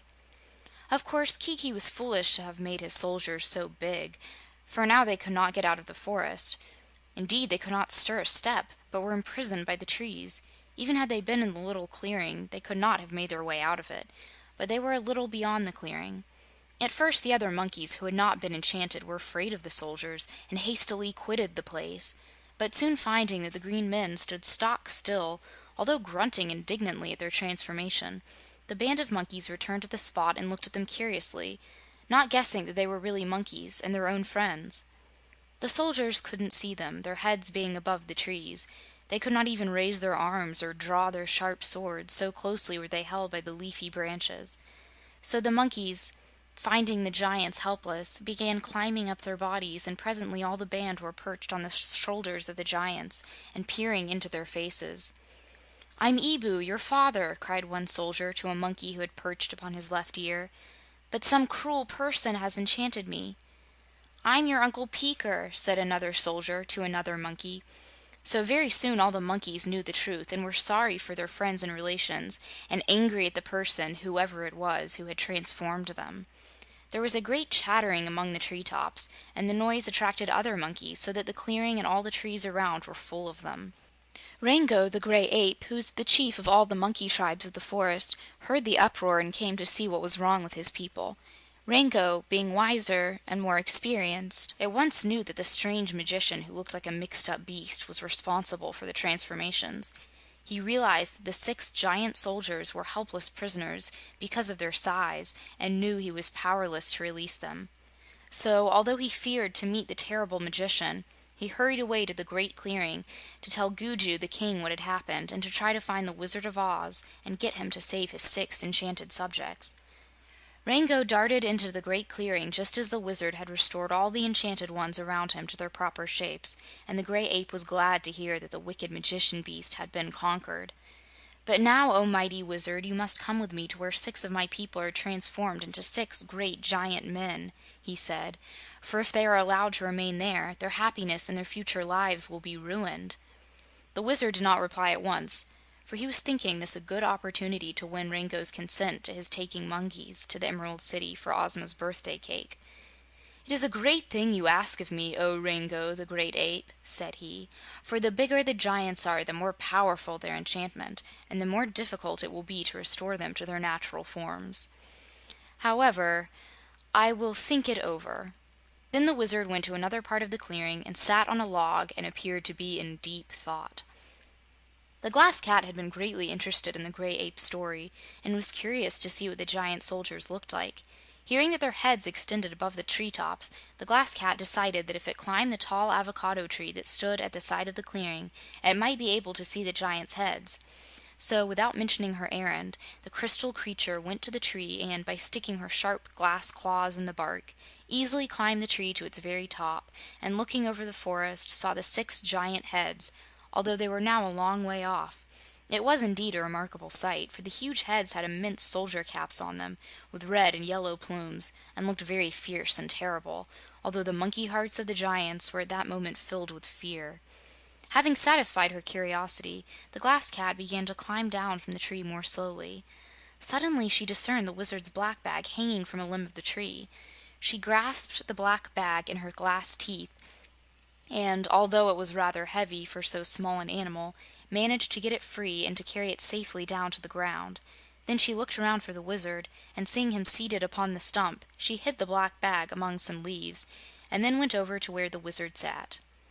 "I forgot to tell you," said the Glass Cat, "that Trot and Cap'n Bill are in trouble, and I came here to hunt you up and get you to go and rescue them." "Good gracious, Cat! Why didn't you tell me before?" exclaimed the Wizard. "For the reason that I found so much excitement here that I forgot Trot and Cap'n Bill." "What's wrong with them?" asked the Wizard. Then the Glass Cat explained how they had gone to get the magic flower for Ozma's birthday gift and had been trapped by the magic of the Queer Island. The Wizard was really alarmed, but he shook his head and said sadly, "I'm afraid I can't help my dear friends because I've lost my black bag." "If I find it, will you go to them?" asked the creature. "Of course," replied the Wizard, "but I do not think that a Glass Cat with nothing but pink brains can succeed when all the rest of us have failed." "Don't you admire my pink brains?" demanded the cat. "They're pretty," admitted the Wizard, "but they're not regular brains, you know, and so we don't expect them to amount to much. But if I find your black bag, and find it inside of 5 minutes, will you admit my pink brains are better than your common human brains?" "Well, I'll admit they're better hunters," said the Wizard reluctantly, "but you can't do it. We've searched everywhere, and the black bag isn't to be found." "That shows how much you know," retorted the Glass Cat scornfully. "Watch my brains a minute and see them whirl around." The Wizard watched, for he was anxious to regain his black bag, and the pink brains really did whirl around in a remarkable manner. "Now come with me," commanded the Glass Cat, and led the Wizard straight to the spot where it had covered the bag with leaves. "According to my brains," said the creature, "your black bag ought to be here."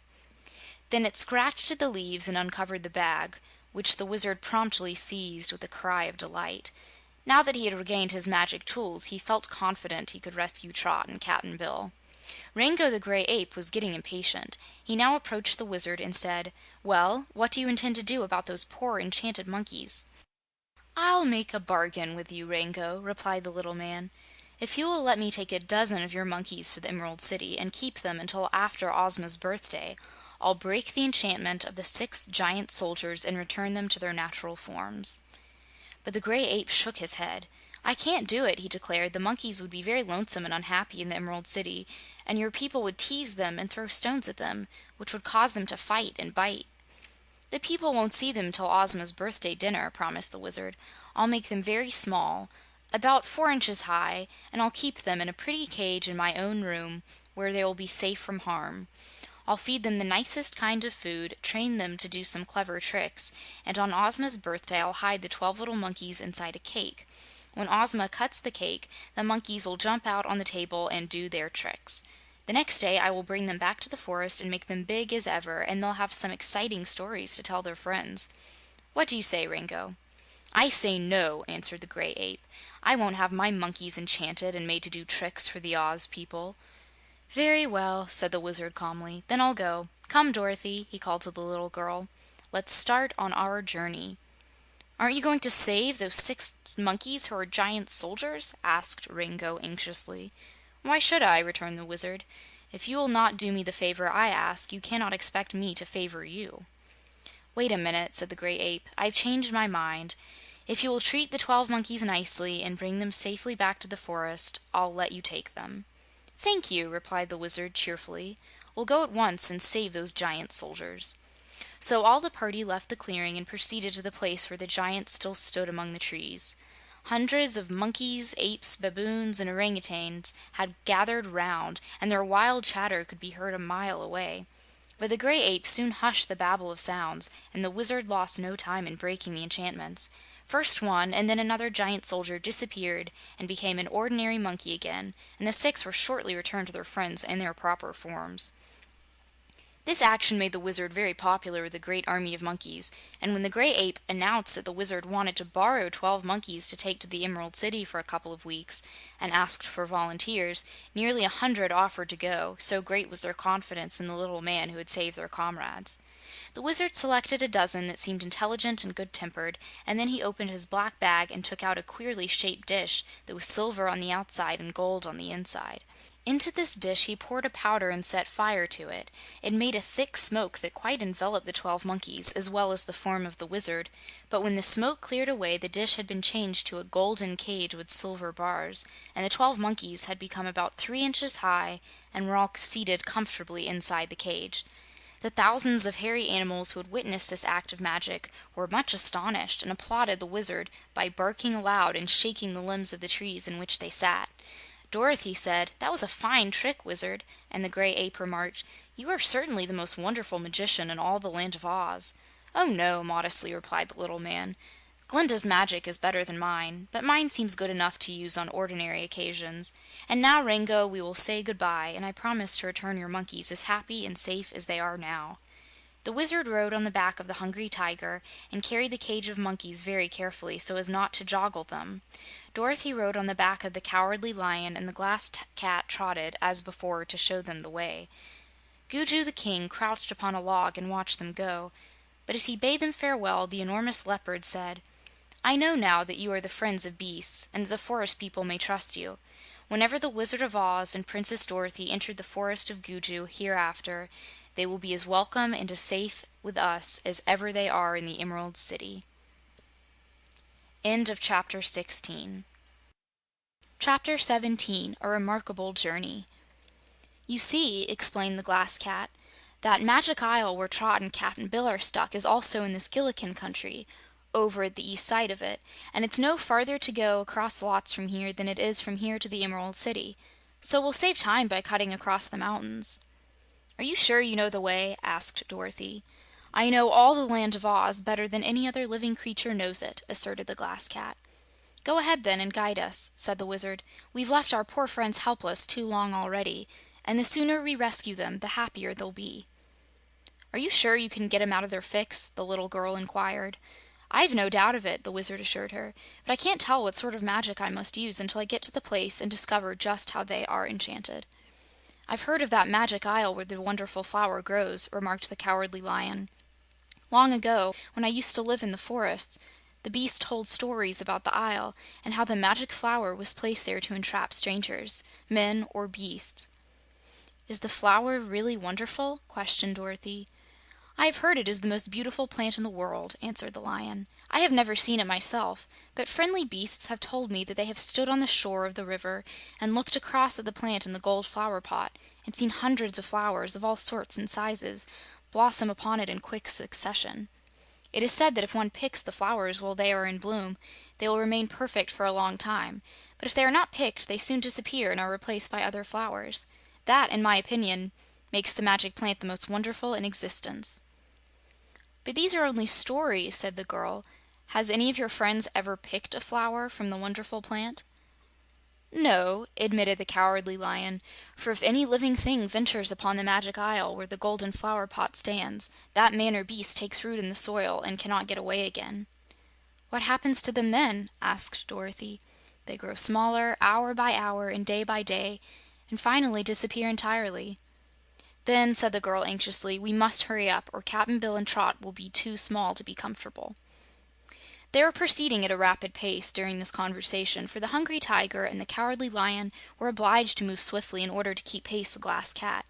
After leaving the forest of Gugu, they crossed a mountain range and then a broad plain, after which they reached another forest much smaller than that where Gugu ruled. "The Magic Isle is in this forest," said the Glass Cat, "but the river is at the other side of the forest. There is no path through the trees, but if we keep going east, we will find the river, and then it will be easy to find the Magic Isle." "Have you ever traveled this way before?" inquired the Wizard. "Not exactly," admitted the Cat, "but I know we shall reach the river if we go east through the forest." "Lead on, then," said the Wizard. The Glass Cat started away, and at first it was easy to pass between the trees, but before long the underbrush and vines became thick and tangled, and after pushing their way through these obstacles for a time, our travelers came to a place where even the Glass Cat could not push through. "We'd better go back and find a path," suggested the Hungry Tiger. "I'm surprised at you," said Dorothy, eyeing the Glass Cat severely. "I'm surprised at myself," replied the Cat. "But it's a long way around the forest to where the river enters it, and I thought we could save time by going straight through." "No one can blame you," said the Wizard, "and I think instead of turning back I can make a path that will allow us to proceed." He opened his black bag, and after searching among his magic tools, drew out a small axe, made of some metal so highly polished that it glittered brightly even in the dark forest.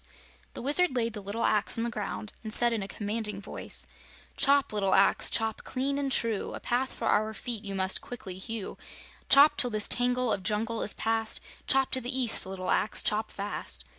Then the little axe began to move and flashed its bright blade right and left, clearing a way through vine and brush and scattering the tangled barrier so quickly that the Lion and the Tiger, carrying Dorothy and the Wizard in the cage of monkeys on their backs, were able to stride through the forest at a fast walk. The brush seemed to melt away before them, and the little axe chopped so fast that their eyes only saw a twinkling of the blade. Then suddenly the forest was open again, and the little axe, having obeyed its orders, lay still upon the ground. The Wizard picked up the magic axe, and after carefully wiping it with his silk handkerchief, put it away in his black bag. Then they went on, and in a short time reached the river. "Let me see," said the Glass Cat, looking up and down the stream. "I think we are below the Magic Isle, so we must go up the stream until we come to it." So up the stream they traveled, walking comfortably on the river bank, and after a while the water broadened and a sharp bend appeared in the river, hiding all below from their view. They walked briskly along, however, and had nearly reached the bend when a voice cried warningly, "Look out!" The travelers halted abruptly, and the Wizard said, "Look out for what?" "You almost stepped on my Diamond Palace," replied the voice, and a duck with gorgeously colored feathers appeared before them. "Beasts and men are terribly clumsy," continued the duck in an irritated tone, "and you've no business on this side of the river, anyway. What are you doing here?" "We've come to rescue some friends of ours who are stuck fast on the Magic Isle in this river," explained Dorothy. "I know 'em," said the duck. "I've been to see 'em, and they're stuck fast all right. You may as well go back home, for no power can save them." "This is the wonderful Wizard of Oz," said Dorothy, pointing to the little man. "Well, I'm the Lonesome Duck," was the reply as the fowl strutted up and down to show its feathers to best advantage. "I'm the Great Forest Magician, as any beast can tell you, but even I have no power to destroy the dreadful charm of the Magic Isle." "Are you lonesome because you're a magician?" inquired Dorothy. "No, I'm lonesome because I have no family and no friends. But I like to be lonesome, so please don't offer to be friendly with me. Go away and try not to step on my Diamond Palace." "Where is it?" asked the girl. "Behind this bush." Dorothy hopped off the lion's back and ran around the bush to see the Diamond Palace of the Lonesome Duck, although the gaudy fowl protested in a series of low quacks. The girl found, indeed, a glittering dome formed of clearest diamonds, neatly cemented together, with a doorway at the side just big enough to admit the duck. "Where did you find so many diamonds?" asked Dorothy wonderingly. "I know a place in the mountains where they are as thick as pebbles," said the Lonesome Duck. "And I brought them here in my bill, one by one, and put them in the river and let the water run over them until they were brightly polished. Then I built this palace, and I'm positive it's the only diamond palace in all the world." "It's the only one I know of," said the little girl. "But if you live in it all alone, I don't see why it's any better than a wooden palace, or one of bricks or cobblestones." "You're not supposed to understand that," retorted the Lonesome Duck. "But I might tell you, as a matter of education, that a home of any sort should be beautiful to those who live in it, and should not be intended to please strangers. The Diamond Palace is my home, and I like it, so I don't care a quack whether you like it or not." "Oh, but I do!" exclaimed Dorothy. "It's lovely on the outside, but—" Then she stopped speaking, for the Lonesome Duck had entered his palace through the little door without even saying goodbye. So Dorothy returned to her friends, and they resumed their journey. "Do you think, Wizard, the duck was right in saying no magic can rescue Trot and Cap'n Bill?" asked the girl in a worried tone of voice. "No, I don't think the Lonesome Duck was right in saying that," answered the Wizard gravely. "But it is possible that their enchantment will be harder to overcome than I expected. I'll do my best, of course, and no one can do more than his best." That didn't entirely relieve Dorothy's anxiety, but she said nothing more, and soon, on turning the bend in the river, they came in sight of the Magic Isle. "There they are!" exclaimed Dorothy eagerly. "Yes, I see them," replied the Wizard, nodding. "They are sitting on 2 big toadstools." "That's queer," remarked the Glass Cat. "There were no toadstools there when I left them." "What a lovely flower!" cried Dorothy in rapture, as her gaze fell upon the magic plant. "Never mind the flower just now," advised the Wizard. "The most important thing is to rescue our friends." By this time they had arrived at a place just opposite the Magic Isle, and now both Trot and Cap'n Bill saw the arrival of their friends and called to them for help. "How are you?" shouted the Wizard, putting his hands to his mouth so they could hear him better across the water. "We're in hard luck," shouted Cap'n Bill in reply. "We're anchored here and can't move till you find a way to cut the hawser." "What does he mean by that?" asked Dorothy. "We can't move our feet a bit," called Trot, speaking as loud as she could. "Why not?" inquired Dorothy. "They've got roots on 'em," explained Trot. It was hard to talk from so great a distance, so the Wizard said to the Glass Cat, "Go to the island and tell our friends to be patient, for we have come to save them. It may take a little time to release them, for the magic of the isle is new to me, and I shall have to experiment. But tell them I'll hurry as fast as I can." So the Glass Cat walked across the river under the water to tell Trot and Cap'n Bill not to worry, and the Wizard at once opened his black bag and began to make his preparations. End of Chapter 17. Chapter 18. The Magic of the Wizard. He first set up a small silver tripod and placed a gold basin at the top of it. Into this basin he put 2 powders, a pink one and a sky blue one, and poured over them a yellow liquid from a crystal vial. Then he mumbled some magic words, and the powders began to sizzle and burn and send out a cloud of violet smoke that floated across the river and completely enveloped both Trot and Cap'n Bill, as well as the toadstools on which they sat, and even the magic plant in the gold flower pot. Then, after the smoke had disappeared into air, the Wizard called out to the prisoners, "Are you free?" Both Trot and Cap'n Bill tried to move their feet and failed. "No," they shouted in answer. The Wizard rubbed his bald head thoughtfully, and then took some other magic tools from the bag. First he placed a little black ball in a silver pistol and shot it toward the Magic Isle. The ball exploded just over the head of Trot and scattered 1,000 sparks over the little girl. "Oh," said the Wizard, "I guess that will set her free." But Trot's feet were still rooted in the ground of the Magic Isle, and the disappointed Wizard had to try something else. For almost an hour he worked hard, using almost every magic tool in his black bag, and still Cap'n Bill and Trot were not rescued. "Dear me!" exclaimed Dorothy. "I'm afraid we'll have to go to Glinda after all." That made the little Wizard blush, for it shamed him to think that his magic was not equal to that of the Magic Isle. "I won't give up yet, Dorothy," he said, "for I know a lot of wizardry that I haven't yet tried. I don't know what magician enchanted this little island, or what his powers were, but I do know that I can break any enchantment known to the ordinary witches and magicians that used to inhabit the Land of Oz. It's like unlocking a door. All you need is to find the right key." "But s'pose you haven't the right key with you," suggested Dorothy. "What then?" "Then we'll have to make the key," he answered.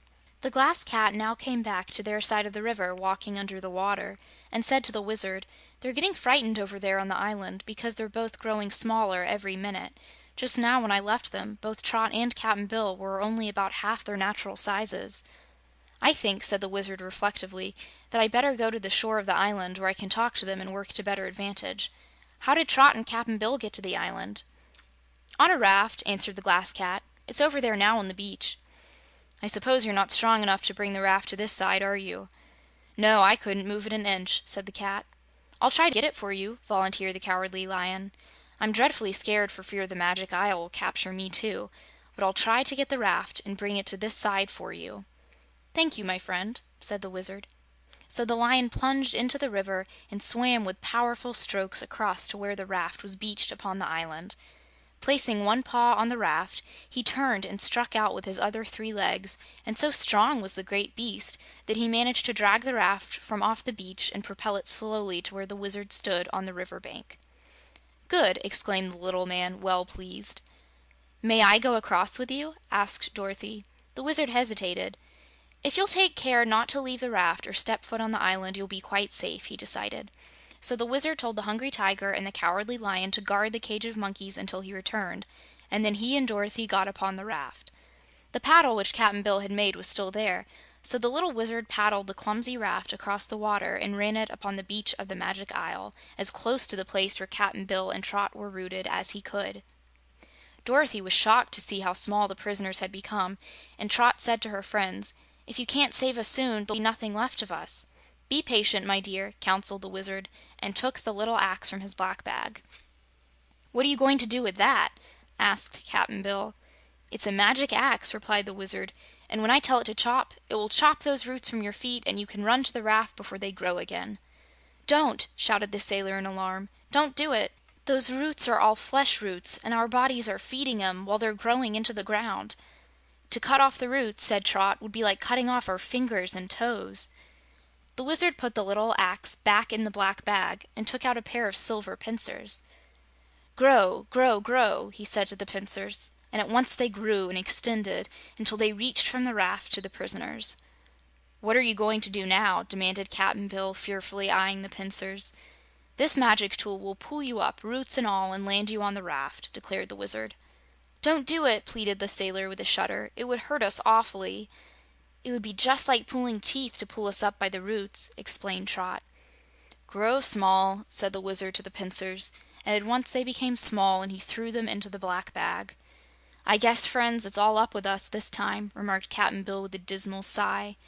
"Please tell Ozma, Dorothy," said Trot, "that we got into trouble trying to get her a nice birthday present. Then she'll forgive us. The magic flower is lovely and wonderful, but it's just a lure to catch folks on this dreadful island and then destroy them. You'll have a nice birthday party without us, I'm sure.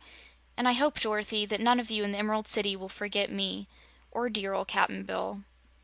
End of Chapter 18.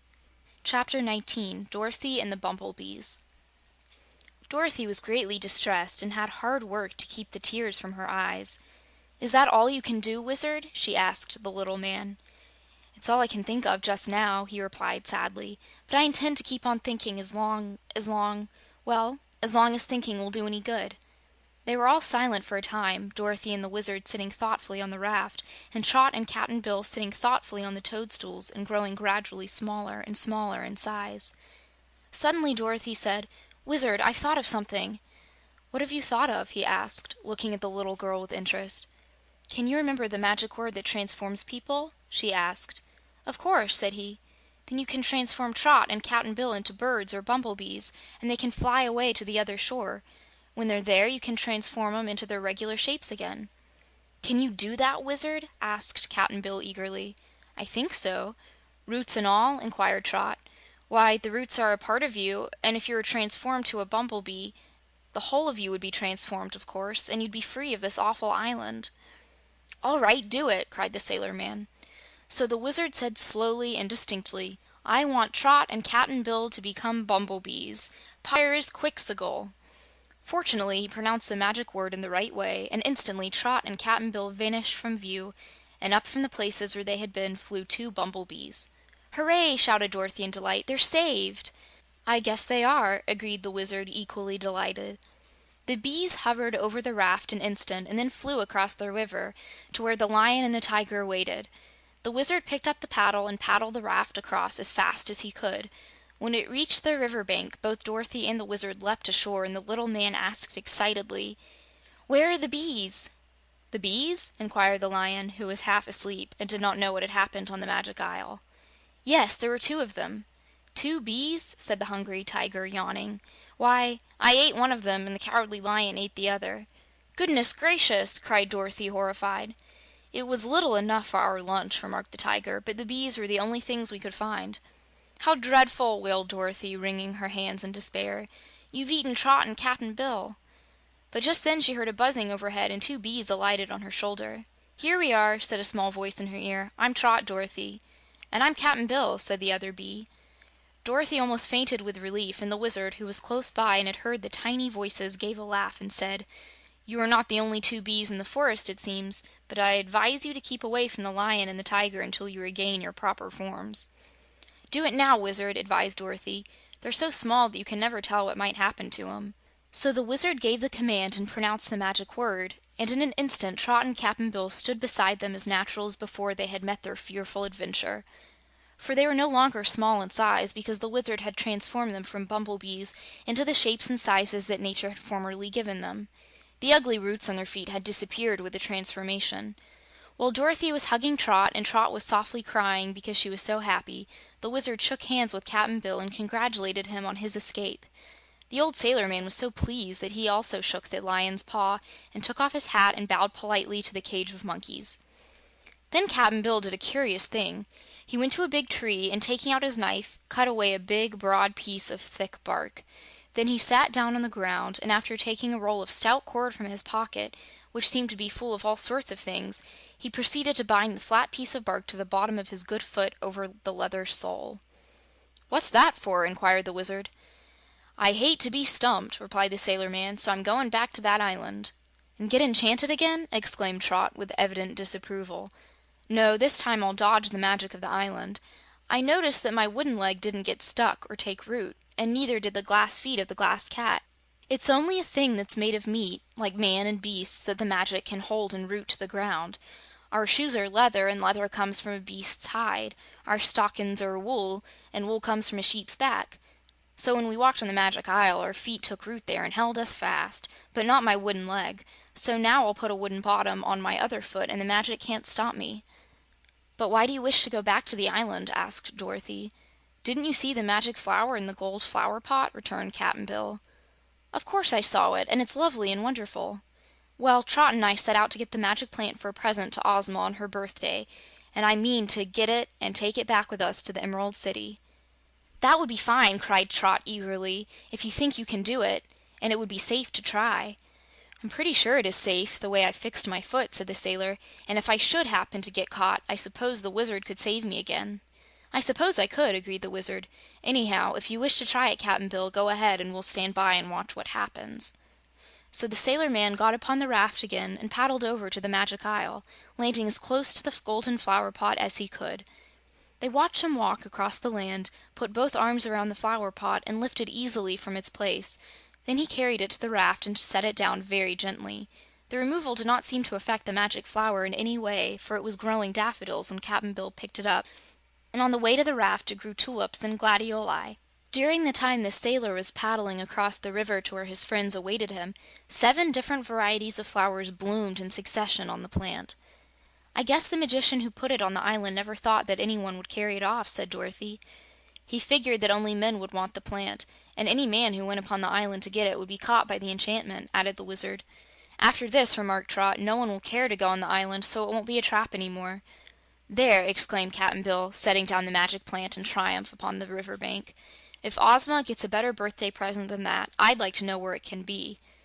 "It'll surprise her, all right," declared Dorothy, standing in awed wonder before the gorgeous blossoms and watching them change from yellow roses to violets. "It'll surprise everybody in the Emerald City," Trot asserted in glee, "and it'll be Ozma's present from Cap'n Bill and me." "I think I ought to have a little credit," objected the Glass Cat. "I discovered the thing and led you to it, and brought the Wizard here to save you when you got caught." "That's true," admitted Trot, "and I'll tell Ozma the whole story so she'll know how good you've been." End of Chapter 19. Chapter 20. The Monkeys Have Trouble. "Now," said the Wizard, "we must start for home. But how are we going to carry that big gold flower pot? Cap'n Bill can't lug it all the way, that's certain." "No," acknowledged the sailor man. "It's pretty heavy. I could carry it for a little while, but I'd have to stop to rest every few minutes." "Couldn't we put it on your back?" Dorothy asked the Cowardly Lion with a good-natured yawn. "I don't object to carrying it, if you can fasten it on," answered the Lion. "If it falls off," said Trot, "it might get smashed and be ruined." "I'll fix it," promised Cap'n Bill. "I'll make a flat board out of one of those tree trunks and tie the board on the Lion's back and set the flower pot on the board." He set at work at once to do this, but as he only had his big knife for a tool, his progress was slow. So the Wizard took from his black bag a tiny saw that shone like silver and said to it, "Saw, little saw, come show us your power. Make us a board for the magic flower." And at once the little saw began to move, and it sawed the log so fast that those who watched it work were astonished. It seemed to understand, too, just what the board was to be used for when it completed it, it was flat on top and hollowed beneath in such a manner that it exactly fitted the Lion's back. "That beats whittlin'!" exclaimed Cap'n Bill admiringly. "You don't happen to have two of them saws, do you, Wizard?" "No," replied the Wizard, wiping the magic saw carefully with his silk handkerchief and putting it back in the black bag. "It's the only saw of its kind in the world, and if there were more like it, it wouldn't be so wonderful." They now tied the board on the Lion's back, flat side up, and Cap'n Bill carefully placed the magic flower on the board. "For fear of accidents," he said, "I'll walk beside the Lion and hold on to the flower pot." Trot and Dorothy could both ride on the back of the Hungry Tiger, and between them they carried the cage of monkeys. But this arrangement left the Wizard, as well as the sailor, to make the journey on foot, and so the procession moved slowly and the Glass Cat grumbled because it would take so long to get to the Emerald City. The cat was sour-tempered and grumpy at first, but before they had journeyed far, the crystal creature had discovered a fine amusement. The long tails of the monkeys were constantly sticking through the bars of their cage, and when they did, the Glass Cat would slyly seize the tails in her paws and pull them. That made the monkeys scream, and their screams pleased the Glass Cat immensely. Trot and Dorothy tried to stop this naughty amusement, but when they were not looking, the cat would pull the tails again, and the creature was so sly and quick that the monkeys could seldom escape. They scolded the cat angrily and shook the bars of their cage, but they could not get out, and the cat only laughed at them. After the party had left the forest and were on the plains of the Munchkin country, it grew dark, and they were obliged to make camp for the night, choosing a pretty place beside a brook. By means of his magic, the Wizard created 3 tents, pitched in a row on the grass and nicely fitted with all that was needful for the comfort of his comrades. The middle tent was for Dorothy and Trot, and had in it 2 cozy white beds and 2 chairs. Another tent, also with beds and chairs, was for the Wizard and Cap'n Bill, while the third tent was for the Hungry Tiger, the Cowardly Lion, the cage of monkeys, and the Glass Cat. Outside the tents, the Wizard made a fire and placed over it a magic kettle from which he presently drew all sorts of nice things for their supper, smoking hot. After they had eaten and talked together for a while under the twinkling stars, they all went to bed and the people were soon asleep. The Lion and the Tiger had almost fallen asleep, too, and they were roused by the screams of the monkeys, for the Glass Cat was pulling their tails again. Annoyed by the uproar, the Hungry Tiger cried, "Stop that racket!" and getting sight of the Glass Cat, he raised his big paw and struck at the creature. The cat was quick enough to dodge the blow, but the claws of the Hungry Tiger scraped the monkey's cage and bent 2 of the bars. Then the tiger lay down again to sleep, but the monkeys soon discovered that the bending of the bars would allow them to squeeze through. They did not leave the cage, however, but after whispering together, they let their tails stick out and all remained quiet. Presently, the Glass Cat stole near the cage again and gave a yank to one of the tails. Instantly, the monkeys leapt through the bars, one after another, and although they were so small, the entire dozen of them surrounded the Glass Cat and clung to her claws and tail and ears and made her a prisoner. Then they forced her out of the tent and down to the banks of the stream. The monkeys had noticed that these banks were covered with thick, slimy mud of a dark blue color, and when they had taken the cat to the stream, they smeared this mud all over the glass body of the cat, filling the creature's eyes and ears with it, so that she could neither see nor hear.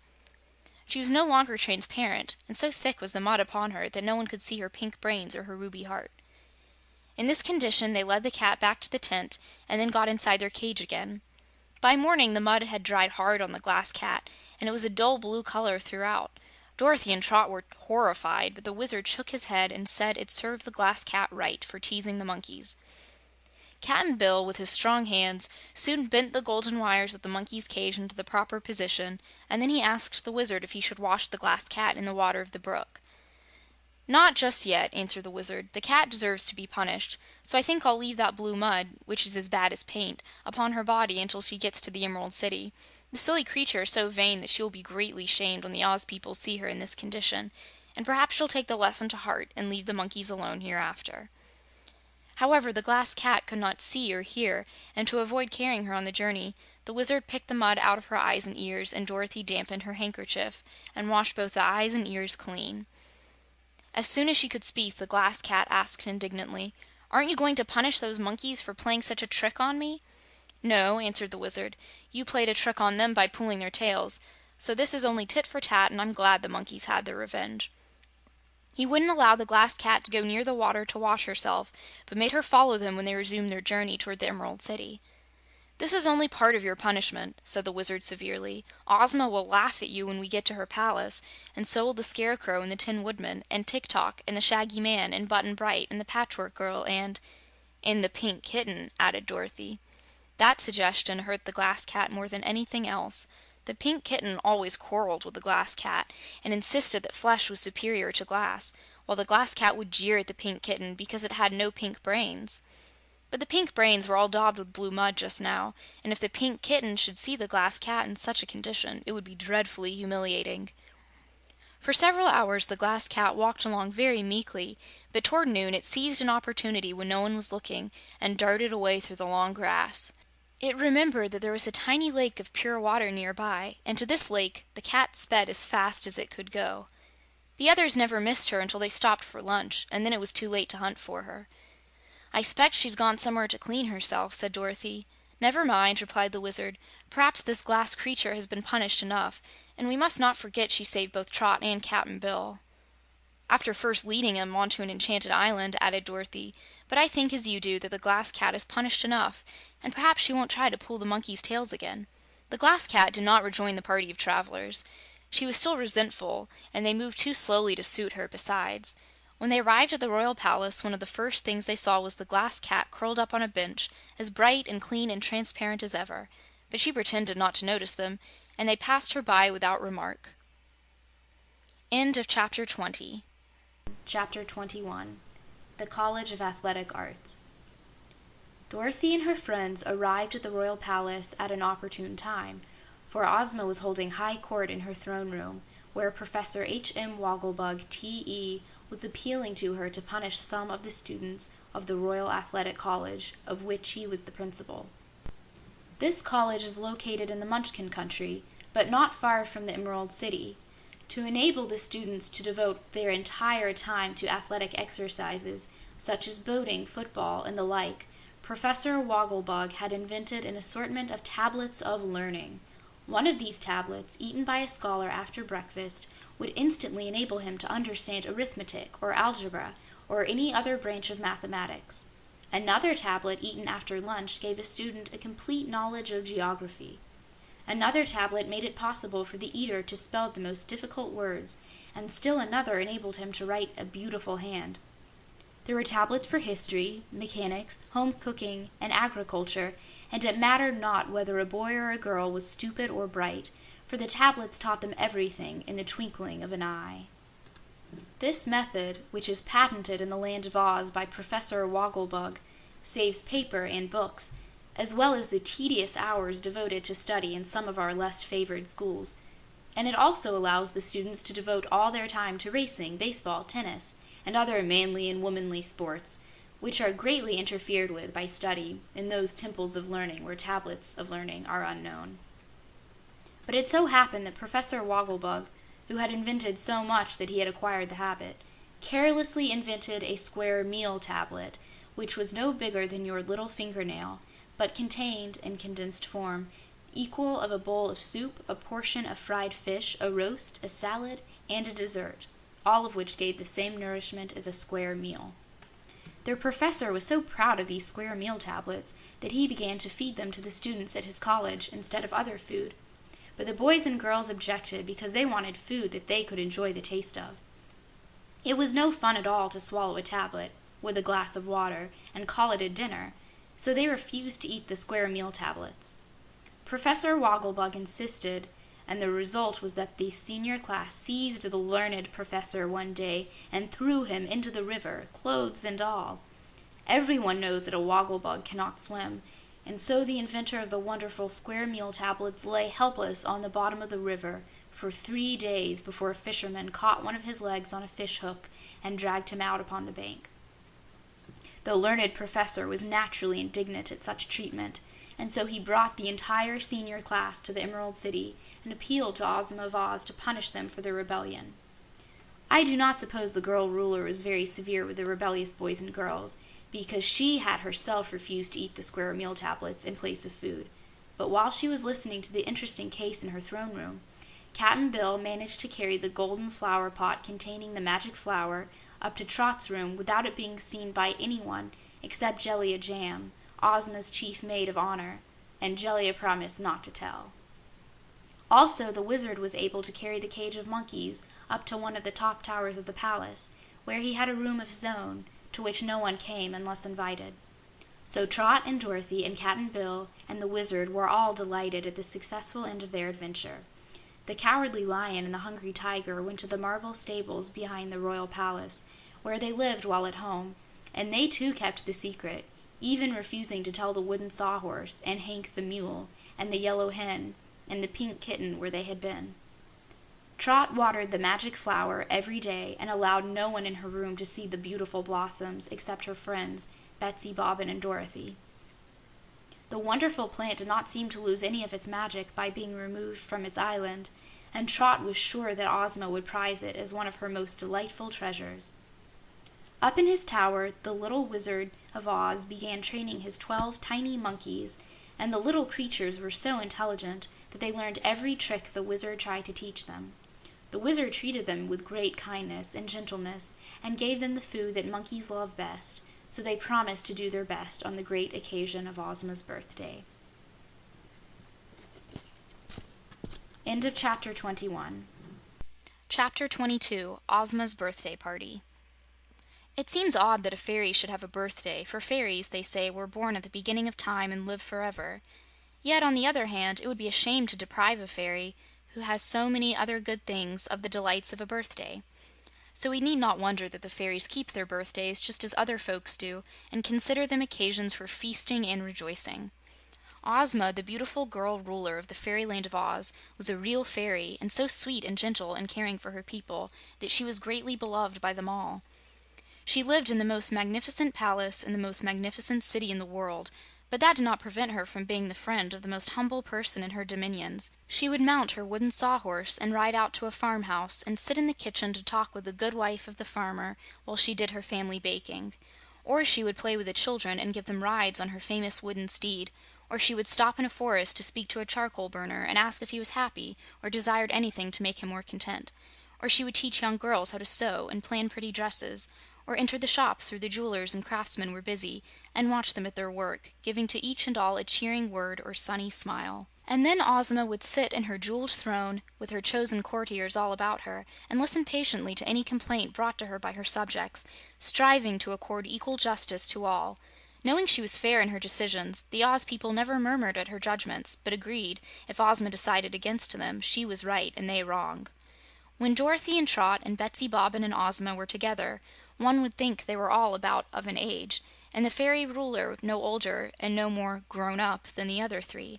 She would laugh and romp with them in regular girlish fashion, yet there was an air of quiet dignity about Ozma, even in her merriest moods, that, in a manner, distinguished her from the others. The three girls loved her devotedly, but they were never able to quite forget that Ozma was the royal ruler of the wonderful fairyland of Oz, and by birth belonged to a powerful race. Ozma's palace stood in the center of a delightful and extensive garden, where splendid trees and flowering shrubs and statuary and fountains abounded. One could walk for hours in this fascinating park and see something interesting at every step. In one place was an aquarium where strange and beautiful fish swam. At another spot all the birds of the air gathered daily to a great feast, which Ozma's servants provided for them, and were so fearless of harm that they would alight upon one's shoulders and eat from one's hand. There was also the fountain of the water of Oblivion, but it was dangerous to drink of this water, because it made one forget everything he had ever before known, even to his own name, and therefore Ozma had placed a sign of warning upon the fountain. But there were delightfully perfumed, and fountains of delicious nectar, cool and richly flavored, where all were welcome to refresh themselves. Around the palace grounds was a great wall thickly encrusted with glittering emeralds, but the gates stood open and no one was forbidden entrance. On holidays, the people of the Emerald City often took their children to see the wonders of Ozma's gardens, and even enter the royal palace if they felt so inclined, for they knew that they and their ruler were friends, and that Ozma delighted to give them pleasure. When all this is considered, you will not be surprised that the people throughout the Land of Oz, as well as Ozma's most intimate friends and her royal courtiers, were eager to celebrate her birthday, and made preparations for the festival weeks in advance.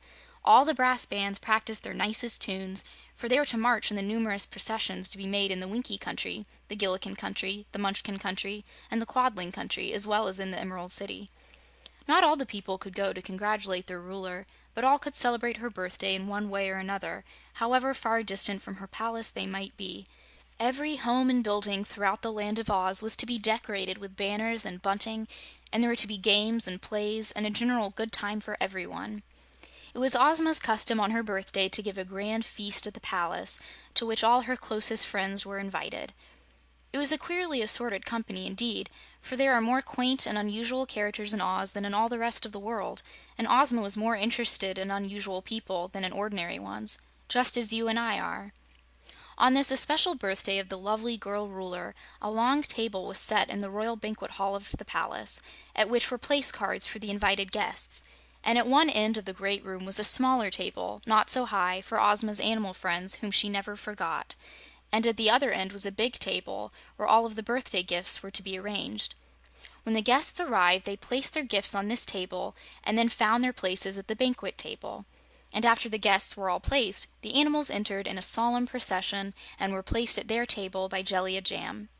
Then, while an orchestra hidden by a bank of roses and ferns played a march composed for the occasion, the royal Ozma entered the banquet hall attended by her maids of honor, and took her seat at the head of the table.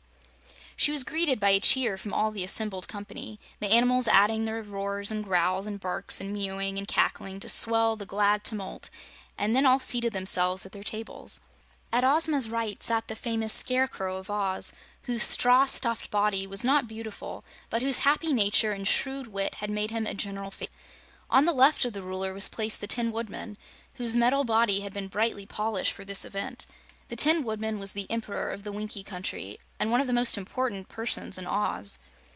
Next to the Scarecrow, Dorothy was seated, and next to her was Tik-Tok, the Clockwork Man, who had been wound up as tightly as his clockwork would permit, so he wouldn't interrupt the festivities by running down.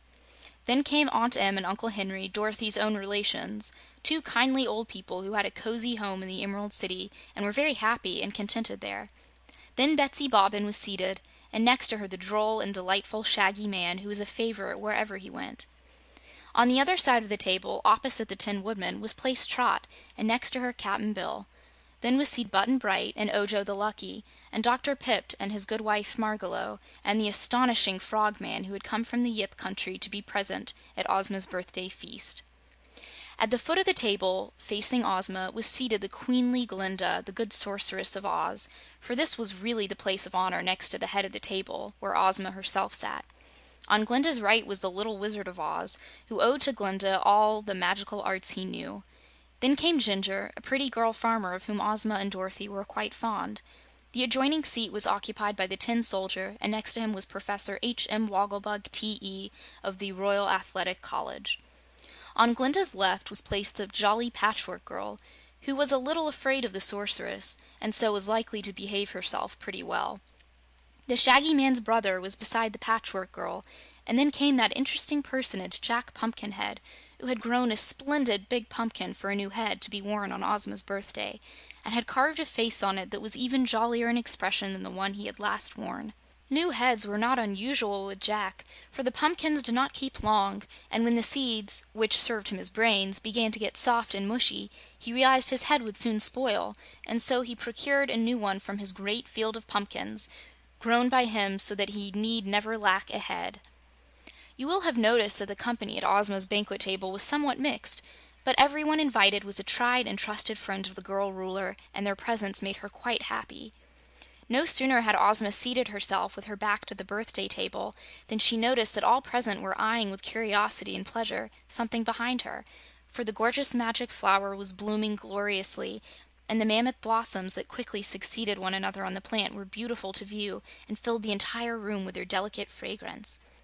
Ozma wanted to look too, to see what all were staring at, but she controlled her curiosity because it was not proper that she should yet view her birthday gifts. So the sweet and lovely ruler devoted herself to her guests, several of whom, such as the Scarecrow, the Tin Woodman, the Patchwork Girl, Tik-Tok, Jack Pumpkinhead, and the Tin Soldier, never ate anything but sat very politely in their places and tried to entertain those of the guests who did eat. And at the animal table there was another interesting group, consisting of the Cowardly Lion, the Hungry Tiger, Toto, Dorothy's little shaggy black, Hank the Mule, the Pink Kitten, the Wooden Sawhorse, the Yellow Hen, and the Glass Cat. All of these had good appetites, except the Sawhorse and the Glass Cat, and each was given a plentiful supply of the food it liked best. Finally, when the banquet was nearly over and the ice cream was to be served, 4 servants entered bearing a huge cake, all frosted and decorated with candy flowers. Around the edge of the cake was a row of lighted candles, and in the center were raised candy letters that spelled the words, "Ozma's Birthday Cake, from Dorothy and the Wizard." "Oh, how beautiful!" cried Ozma, greatly delighted, and Dorothy said eagerly, "Now you must cut the cake, Ozma, and each of us will eat a piece with our ice cream." Jellia Jam brought a large golden knife with a jeweled handle, and Ozma stood up in her place and attempted to cut the cake. But as soon as the frosting in the center broke under the pressure of the knife, there leapt from the cake a tiny monkey 3 inches high, and he was followed by another and another, until 12 monkeys stood on the tablecloth and bowed low to Ozma. "Congratulations to our gracious ruler!" they exclaimed in a chorus, and then they began a dance so droll and amusing that all the company roared with laughter, and even Ozma joined in the merriment. But after the dance the monkeys performed some wonderful acrobatic feats, and then they ran to the hollow of the cake and took out some band instruments of burnished gold, cornets, horns, drums, and the like, and forming into a procession the monkeys marched up and down the table, playing a jolly tune with the ease of skilled musicians. Dorothy was delighted with the success of her surprise cake, and after the monkeys had finished their performance, the banquet came to an end. Now was the time for Ozma to see her other presents, so Glinda the Good rose and, taking the girl ruler by her hand, led her to the table where all her gifts were placed in magnificent array.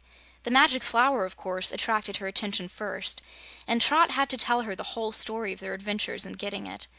The little girl did not forget to give due credit to the Glass Cat and the little Wizard, but it was really Cap'n Bill who had bravely carried the golden flower pot away from the Enchanted Isle. Ozma thanked them all, and said she would place the magic flower in her boudoir, where she might enjoy its beauty and fragrance continually. But now she discovered the marvelous gown woven by Glinda and her maidens from strands drawn from pure emeralds. And being a girl who loved pretty clothes, Ozma's ecstasy at being presented with this exquisite gown may well be imagined. She could hardly wait to put it on, but the table was loaded with other pretty gifts, and the night was far spent before the happy girl ruler had examined all her presents and thanked those who had lovingly donated them. End of Chapter 22. Chapter 23. The Fountain of Oblivion. The morning after the birthday fete, as the Wizard and Dorothy were walking in the grounds of the palace, Ozma came out and joined them, saying, "I want to hear more of your adventure in the Forest of Gugu, and how you were able to get those dear little monkeys to use in Dorothy's surprise cake." So they sat down on a marble bench near to the Fountain of the Water of Oblivion, and between them Dorothy and the Wizard related their adventures. "I was dreadfully fussy while I was a woolly lamb," said Dorothy, "for it didn't feel good, a bit, and I wasn't quite sure, you know, that I'd ever get to be a girl again." "You might have been a woolly lamb yet, if I hadn't happened to have discovered that magic transformation word," declared the Wizard. "But what became of the walnut and hickory nut into which you transformed those dreadful beast magicians?" inquired Ozma. "Why, I'd almost forgotten them," was the reply, "but I believe they are still here in my pocket." Then he searched in his pockets and brought out the 2 nuts and showed them to her. Ozma regarded them thoughtfully. "It isn't right to leave any living creature in such helpless forms," said she. "I think, Wizard, you ought to transform them into their natural shapes again." "But I don't know what their natural shapes are," he objected, for of course the forms of mixed animals which they had assumed were not natural to them, and you must not forget, Ozma, that their natures were cruel and mischievous, so if I bring them back to life, they might cause us a great deal of trouble. "Nevertheless," said the ruler of Oz, "we must free them from their present enchantments. When you restore them to their natural forms, we will discover who they really are. And surely we need not fear any two people, even though they prove to be magicians and our enemies." "I am not so sure of that," protested the Wizard, with a shake of his bald head. "The one bit of magic I robbed them of, which was the word of transformation, is so simple yet so powerful that neither Glinda nor I can equal it. It isn't all in the word, you know, it's the way the word is pronounced. So if the two strange magicians have other magic of the same sort, they might prove very dangerous to us if we liberated them." "I've an idea!" exclaimed Dorothy. "I'm no wizard and no fairy, but if you do as I say, we needn't fear these people at all." "What is your thought, my dear?" asked Ozma. "Well," replied the girl, "here is this fountain of the water of Oblivion, and that's what put the notion into my head. When the Wizard speaks that terrible word that will change 'em back to their real forms, he can make 'em dreadful thirsty, too, and we'll put a cup right here by the fountain, so it'll be handy. Then they'll drink the water and forget all the magic they ever knew, and everything else, too." "That's not a bad idea," said the Wizard, looking at Dorothy approvingly. "It's a very good idea," declared Ozma. "Run for a cup, Dorothy."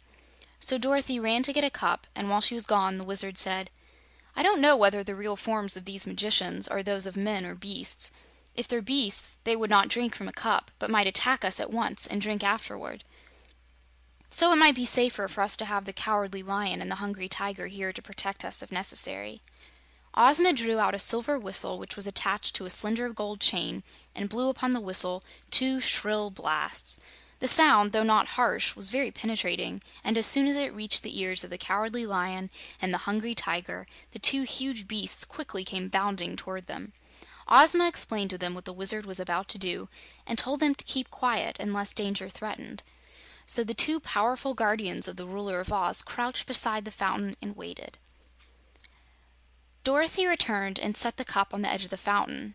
Then the Wizard placed the hickory nut beside the fountain and said in a solemn voice, "I want you to resume your natural form and to be very thirsty.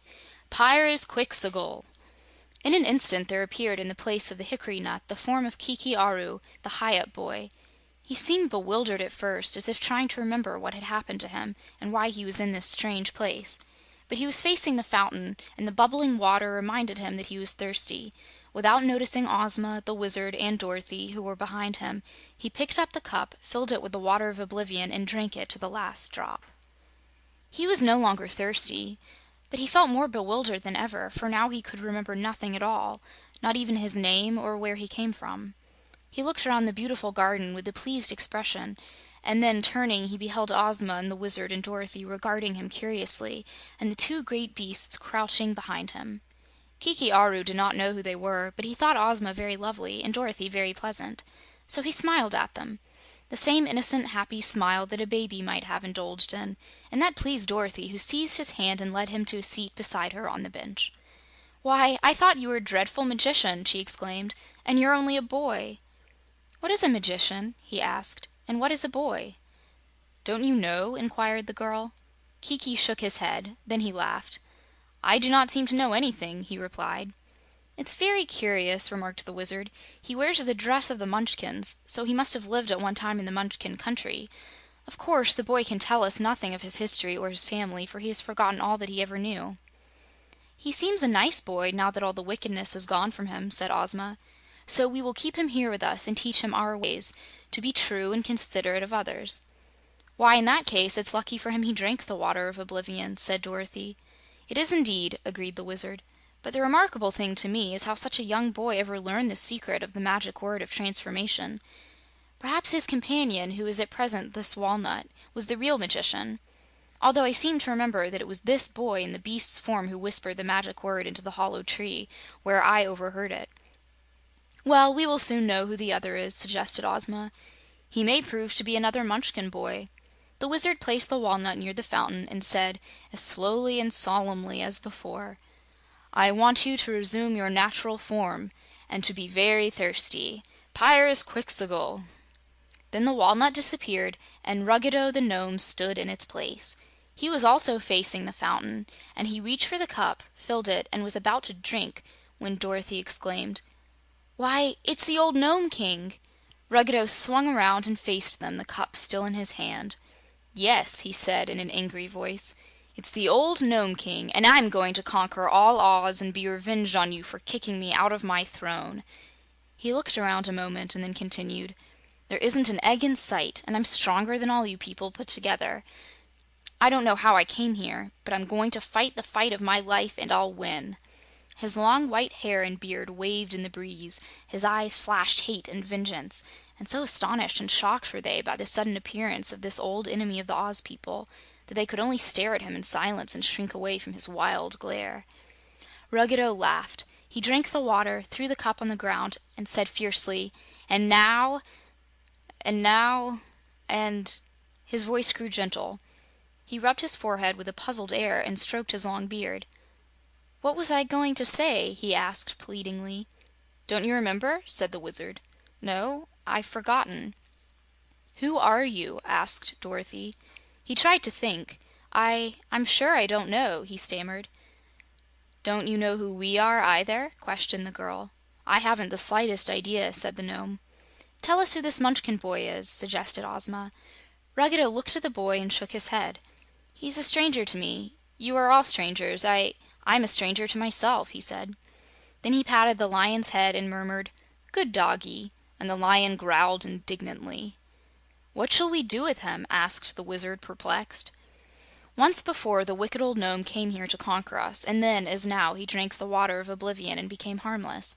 But we sent him back to the Gnome Kingdom, where he soon learned the evil old ways again. For that reason," said Ozma, "we must find a place for him in the Land of Oz and keep him here. For here he can learn no evil, and will always be as innocent of guile as our own people." And so the wandering ex-King of the Gnomes found a new home, a peaceful and happy home, where he was quite content and passed his days in innocent enjoyment. End of The Magic of Oz by L. Frank Baum.